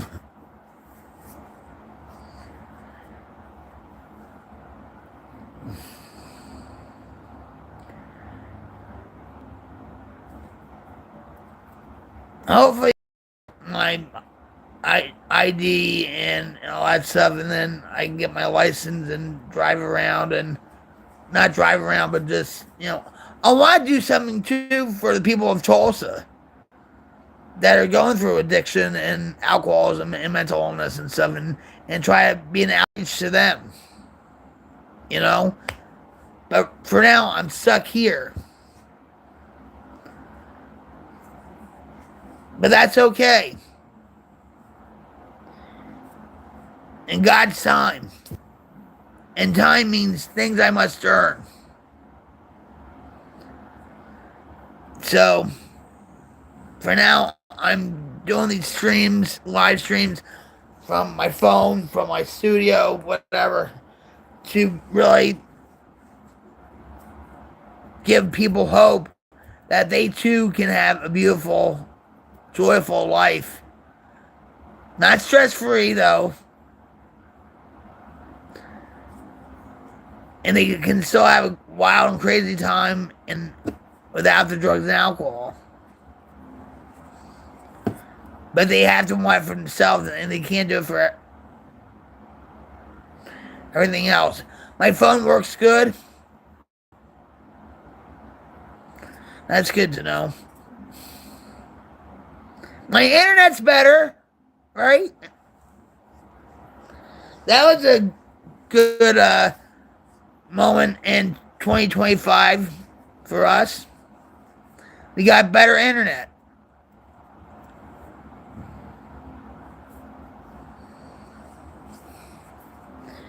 So yeah, there's going to be a lot of changes, slowly but surely, And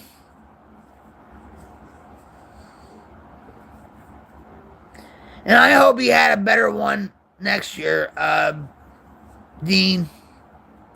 I hope and pray that you do.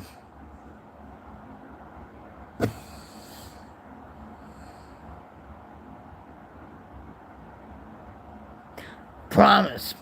Freedom from addiction.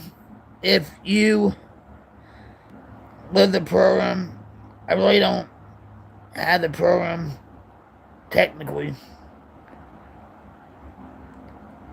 Yeah, but we still use the program. We still go by what the program taught us. We still go by what our sponsors taught us. We have references. Now we can look things up on the internet and stuff.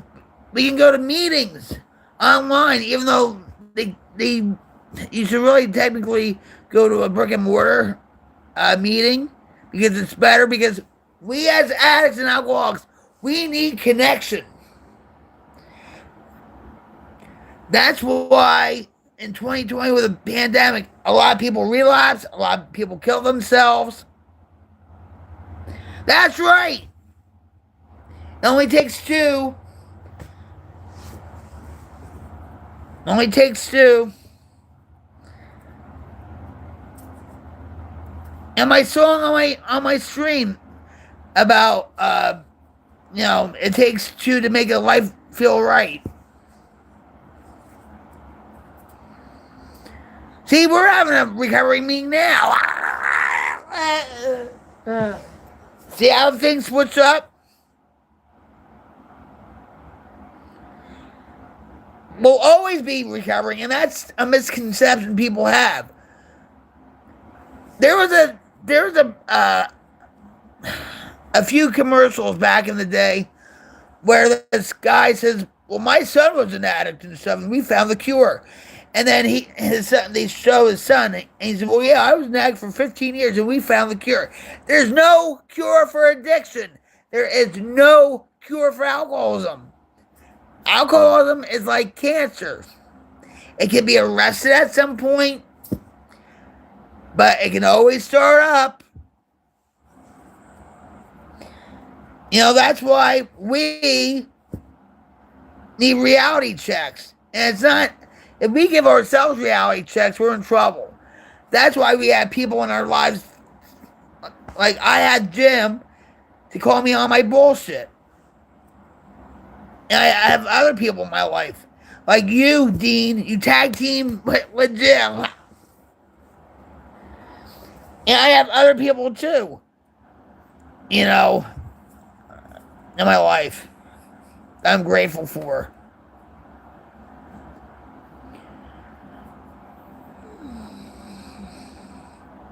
Jesus spilled his blood for us. We're sinners, right? You like that one video I put up the other night about the Devil's World by Saliva? When that video first came out, I came out here to the living room and I said to Jim, I said, I want you to watch this with me. And I cried my eyes out. And also, my friend Neil is in one of the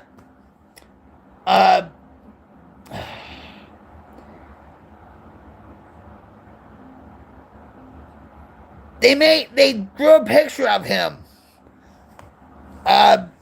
Neil died from an overdose of fentanyl, heroin, and I think Xanax. And he was a good friend of mine. And he was a songwriter and a singer and whatever. And there's his picture right on Devil's World. We can never stop sinning, but thank God for forgiveness. Sin is an addiction, no different, really. Yeah.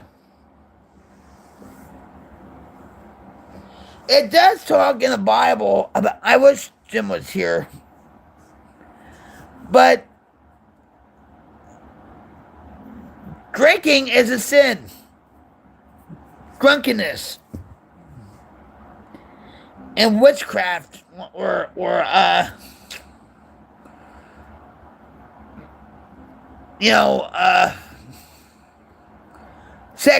certain sexuality is a sin. Okay? Or having affairs with other people is a sin.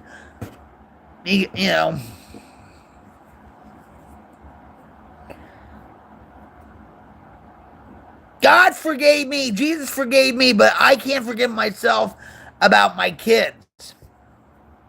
I forgive myself a little bit more in recent years about my kids, but I still have a hard time forgiving myself because of my kids, because of my addiction. Maybe to you, but not to me. I'm I'm an angel with devil's horns. You don't know that.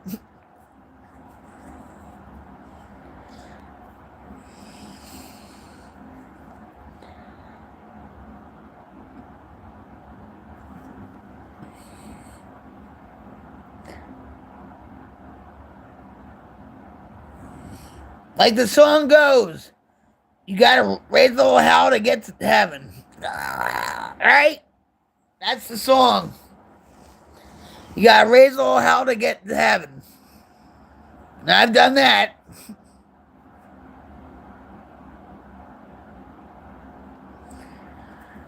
I know you do. And if something happens to Sean, like I said, I'm using my mom's playbook for tough love, and I'm just hoping and praying that I just don't get that phone call that,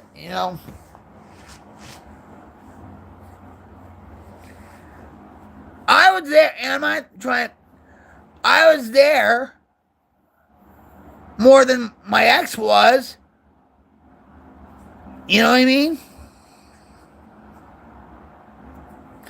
That's why there's a lot of patience and tolerance and great. Well, a lot of people have told me for many years, you have to give yourself grace. You have to give yourself a break. You have to give yourself grace, right?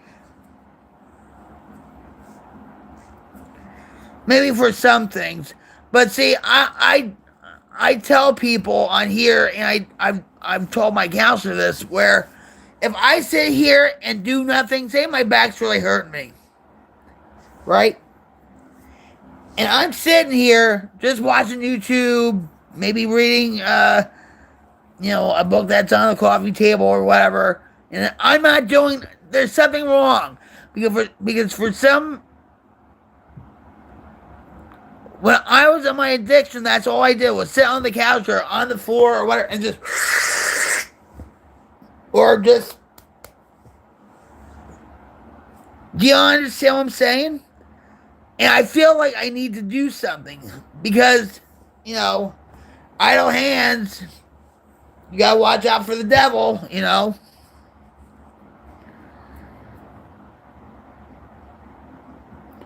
Yes, God's grace is enough for sure.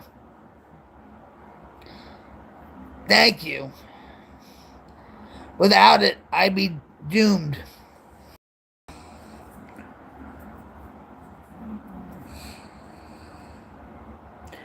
I feel at times like, God looks down, and God has a sense of humor, by the way. He does, okay? And I think you know it too.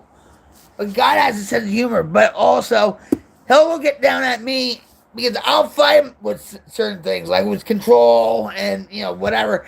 And He'll just be like, you still don't get it, do you, Vic? And He'll give me a lesson. He'll give me a sign of some kind. Bam!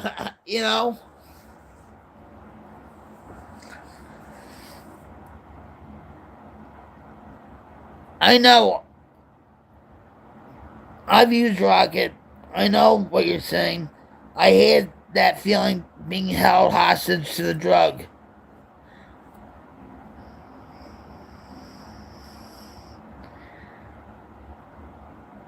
Yeah, and you're like, where did that freaking come from?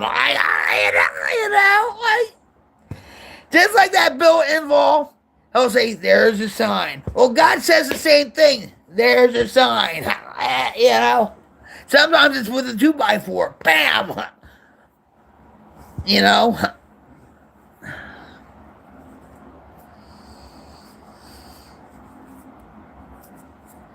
Hard head makes a soft ass, and my husband loves my soft ass. Wink, wink.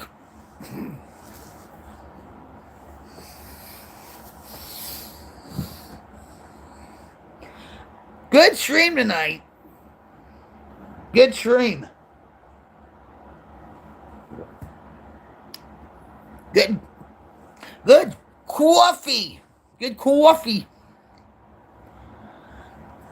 Dunkin' Donuts coffee from Mr. Cawffee. Dunkin' from Mr. Cawffee. But I still like going to Dunkin' Donuts and getting coffee. I like McCafe too. They're McDonald's coffee. It's good.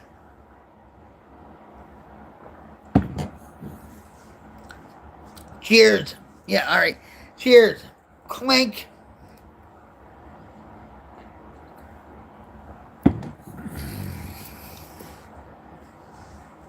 But I remember during Christmas, Christmas Eve, Christmas, any holiday, even New Year's, there was a place in Denville called Union Hill. And they had meetings 24/7 that place. And they would help you out. If you need a place to go, they would, give you some money and get a motel for the night or whatever. Or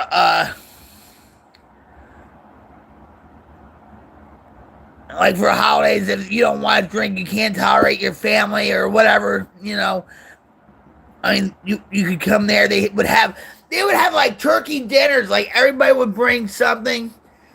They would have like even for New Year's Eve, Christmas, whatever. Every time I go to doctors and all that, right? Or out of the ER. Sometimes, not all the time, but like, especially out of the doctors, I'll say, oh, can we stop to McDonald's so I can have an iced coffee? And all that. Because I was such a good little girl and stuff, I needed coffee. Iced coffee. And he said to me the other day, do you ever drink your coffee hot? I'm like, yeah.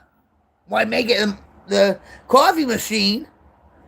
But sometimes it goes cold. I just drink it anyway. I'm not going to, heat it up. Oh, hold on for a second. Can you say hi to Dean? Hello, Dean. Just come around, just wave. Boy, you were fix my hair while you're at it. Since you're my hairstylist. Vic, ain't nothing fix your hair. Yeah, well, you did it before. Yeah. Hi, Dean. How you doing? I'll take it. A couple minutes. Huh? Oh, okay. I'm going to put the phone back down now. I'm glad you're here. You know, you make Vicky's night every time you say hi to her. He's my brother. He'd sell me out a lot. He cares. She thinks of you as her brother. Anyways, glad you're here. I don't know if I've met you face to face before. Well, my face. Well, anyways, hey, I'm back there playing my guitar, by the way. So one day we'll meet up. Catch you later. I love you.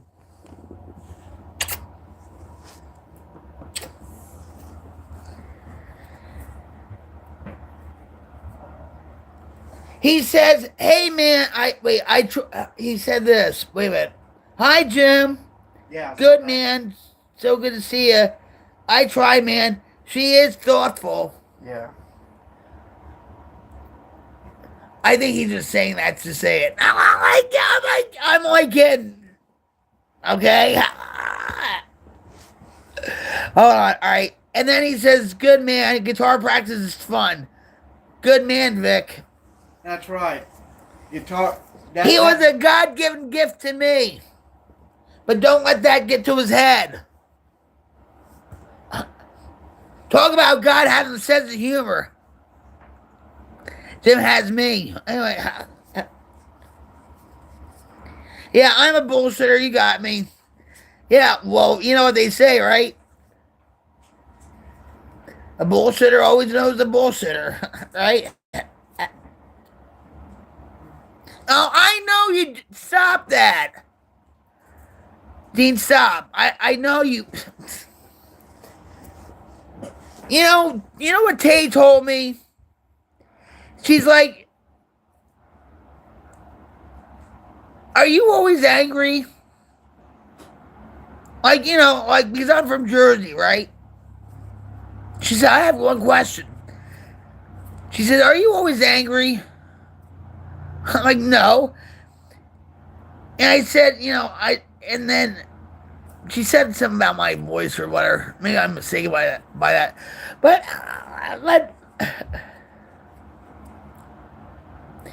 oh my God, L, you spot on. You got it.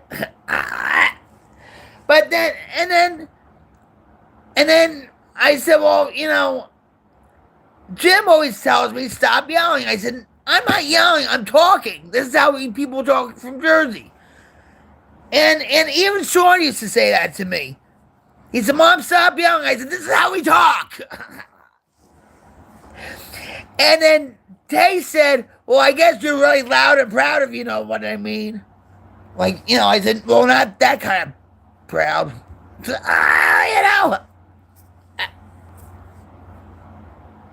That's right. And you know who doubts it most of the time? It's Jim.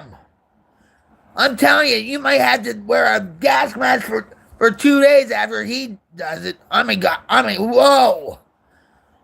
I'm not kidding you. He's God.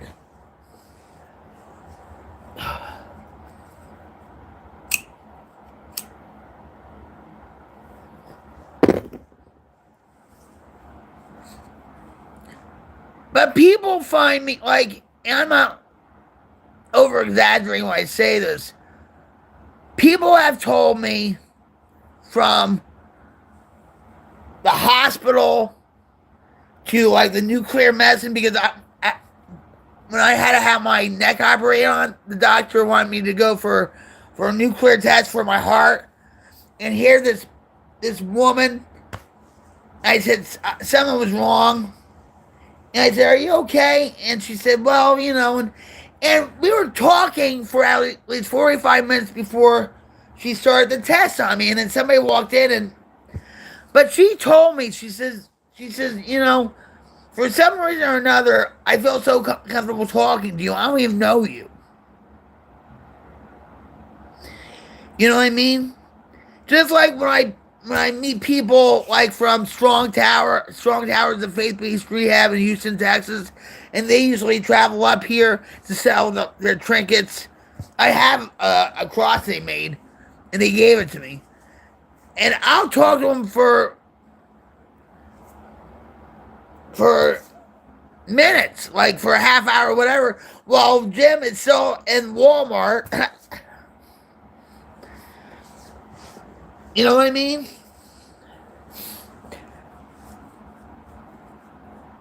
He doesn't like talking to people. I mean, he talks to people, but he's not like me. You know, and I think like Rob's neighbor Gary told me at one point, it's like people come on this channel because they know you're real. They know you're authentic. You know what I mean? And like I told you guys, I will share 95% of my life story with you. My life's an open book to you, but 5% is between me and God. You know? But I mean, I was in the hospital too one time, and I told this to Jim. This woman gave me a hug, right? Well, I gave her a hug, you know, right? And she says, "You have Jesus in you," and I was taken back by that. Okay, I was taken back by that when she said it. I was like, "What? No, I don't." But in reality, I do. God's right here. And that's what drives me to do what I do on my stream. You know? I have the presence of God. God does guide me with, well, I still fight my certain things. But, you know, God always wins, by the way, too.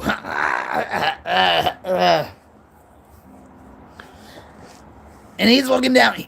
You never learn, Vic. You just never learn.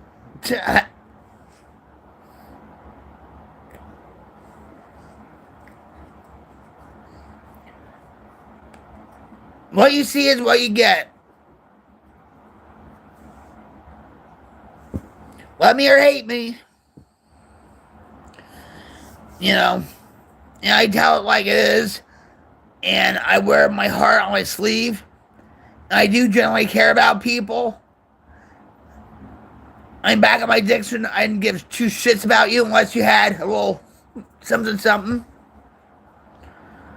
You know, I wouldn't want to get to. I wouldn't want to know me back in my addiction, even though I did, because I was there. But just to.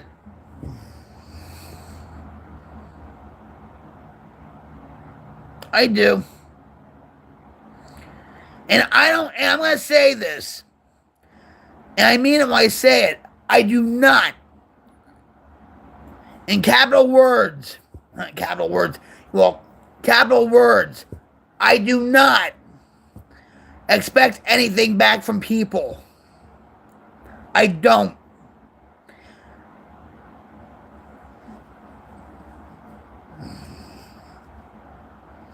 Recovery gave me senses and gratitude back.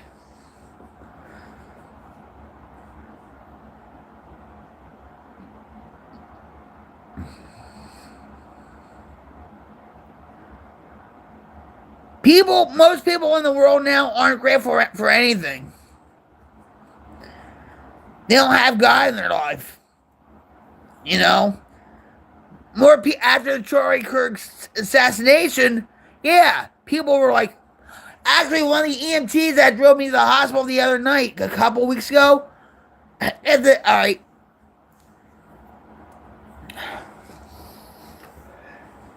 So all the EMTs come in, and when I'm having real severe back pain and whatever, I go through panic attacks, this guy sat down with me, and we were all talking for 45 minutes before I went in the ambulance.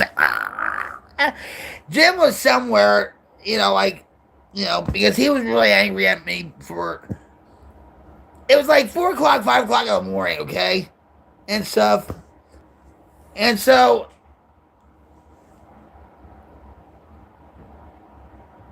I called my crisis lifeline because I was having severe back pain and, panic attacks. And she said, well, why don't you go to the hospital? I said, well, I have to wake up my husband, and my husband's going to kill me. Not literally, okay? Like, oh my God, can't you just lay down and whatever. And my anxiety it was high. Eventually, I did call. Well, they called the ambulance, okay?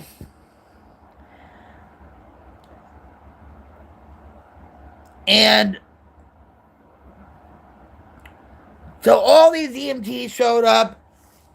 Jim went out for a walk, and we were spending 45 minutes just talking about experiences, about this, that, what, 45 minutes before I went to the ambulance.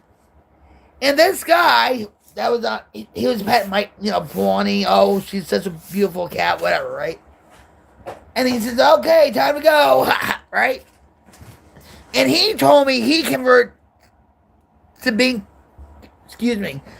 Catholic. I said, oh, you're a recovering Catholic, huh? I never said that. But, he said, no, he didn't say recovering. He said, I'm a Catholic now. And he said, yeah, ever since Charlie Kirk's assassination, yeah. He said, I can't even get in the parking lot anymore. I had to park on one of the side streets. But I told him, and I told Jim this, I tell other people on the stream, that, yeah,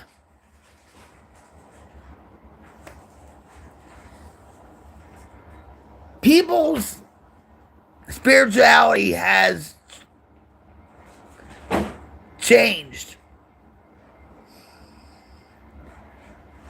to where they want to know God. They want to have a relationship with God, relationship with Jesus and stuff. But I said, how long is that going to last? Look at 9/11. Everybody had those flags on their cars, right? You remember that? And then 6 months, everything was gone. Yeah, USA, USA, America, America, America. We weren't saying, we weren't Democrats or Republicans. And we were Americans, right? And then that died off, 6 months later? And I said, well, how far is this going to... How far is this movement going to last? It's still up there. It's not at its peak yet, but I think it's going to slowly go back down again. But we'll see, right?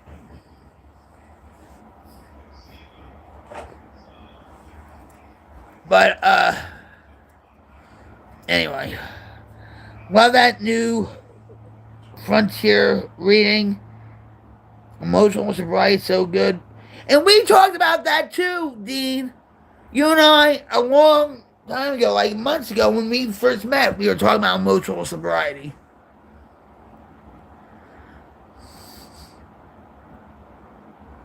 I think they call it emotional quotient. I'm sorry, emotional quotient. That drives a lot of people to drink. But you don't have to act on your feelings either. If people are urging or whatever for alcohol, drugs, or whatever, it's like you don't have to act on your feelings. You know, it's just a feeling.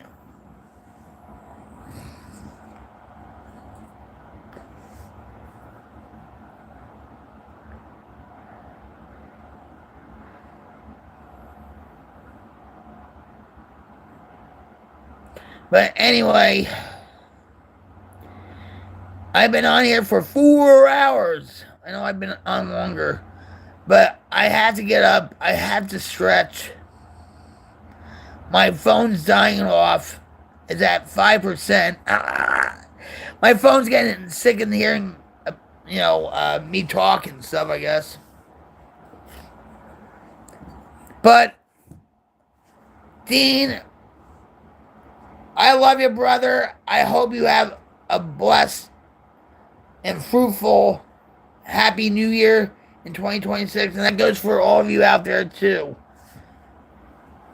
And, yeah, I enjoyed it. I just want to say, guys, if you're going through a rough time this New Year's and stuff like that, if you feel like life's dragging you down, New Year's coming, you're dreading that. If you have depression, anxiety, panic attacks, maybe your symptoms of OCD are getting worse, even with your schizophrenia or whatever, if you feel like hurting yourself or others, please, you can always talk to me in the chat. You can always leave a comment saying urgent, and we'll figure out how we can contact each other and talk, and actually talk, not text. But it's up to you, always. But if you don't feel comfortable talking to me, I understand that. I completely understand that. But there is a free and confidential place you can call, and it's called the Suicide Crisis Lifeline. And all you have to do is pick up your phone. I know that phone weighs 2,000 pounds sometimes, but pick it up, dial 988, and a trained counselor will talk to you. Free and confidential, guys. And for you military guys out there and gals, I salute you. And I thank you for your service. We need to do more with our veterans and stuff. But if you're going through severe I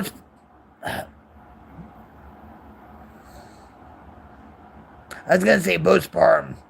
But for you gals out there that just had a baby that were in the military, if you're going through postpartum depression, if you're going through traumatic stress disorder, alcoholism addiction, if you feel like hurting somebody or yourself, please pick up the phone and dial 988 and then 1. And a trained military counselor will talk to you free and confidential. So, anyway,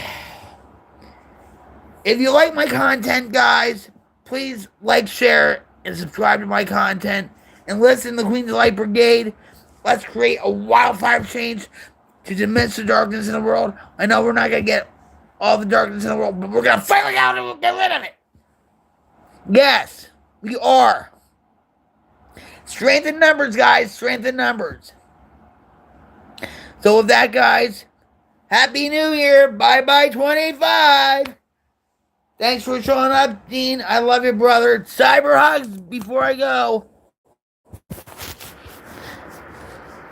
Happy New Year. 2026 hug. Oh, yeah. Woohoo.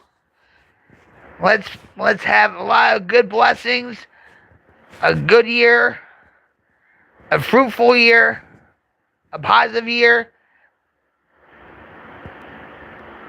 making some good changes year, creating a wildfire change year. Let's do this, guys. Let's do this. 2026. Anyway. So good night, guys. I'll see you next year. Bye. Love you. Be safe out there. Do some random acts of kindness for people. Even if it's just opening up a door. Pick up that phone call. Somebody that you haven't talked to in a while. Maybe text. Talking is better, though. Go out for a hike with that person or people. Do something special for yourself. You deserve it. And, goodbye 25. Hello 2026. And with that, this is Rock Queen 71 coming at you live from my headquarters. Happy New Year. See you next year. Later, guys. Love you all. Cyber.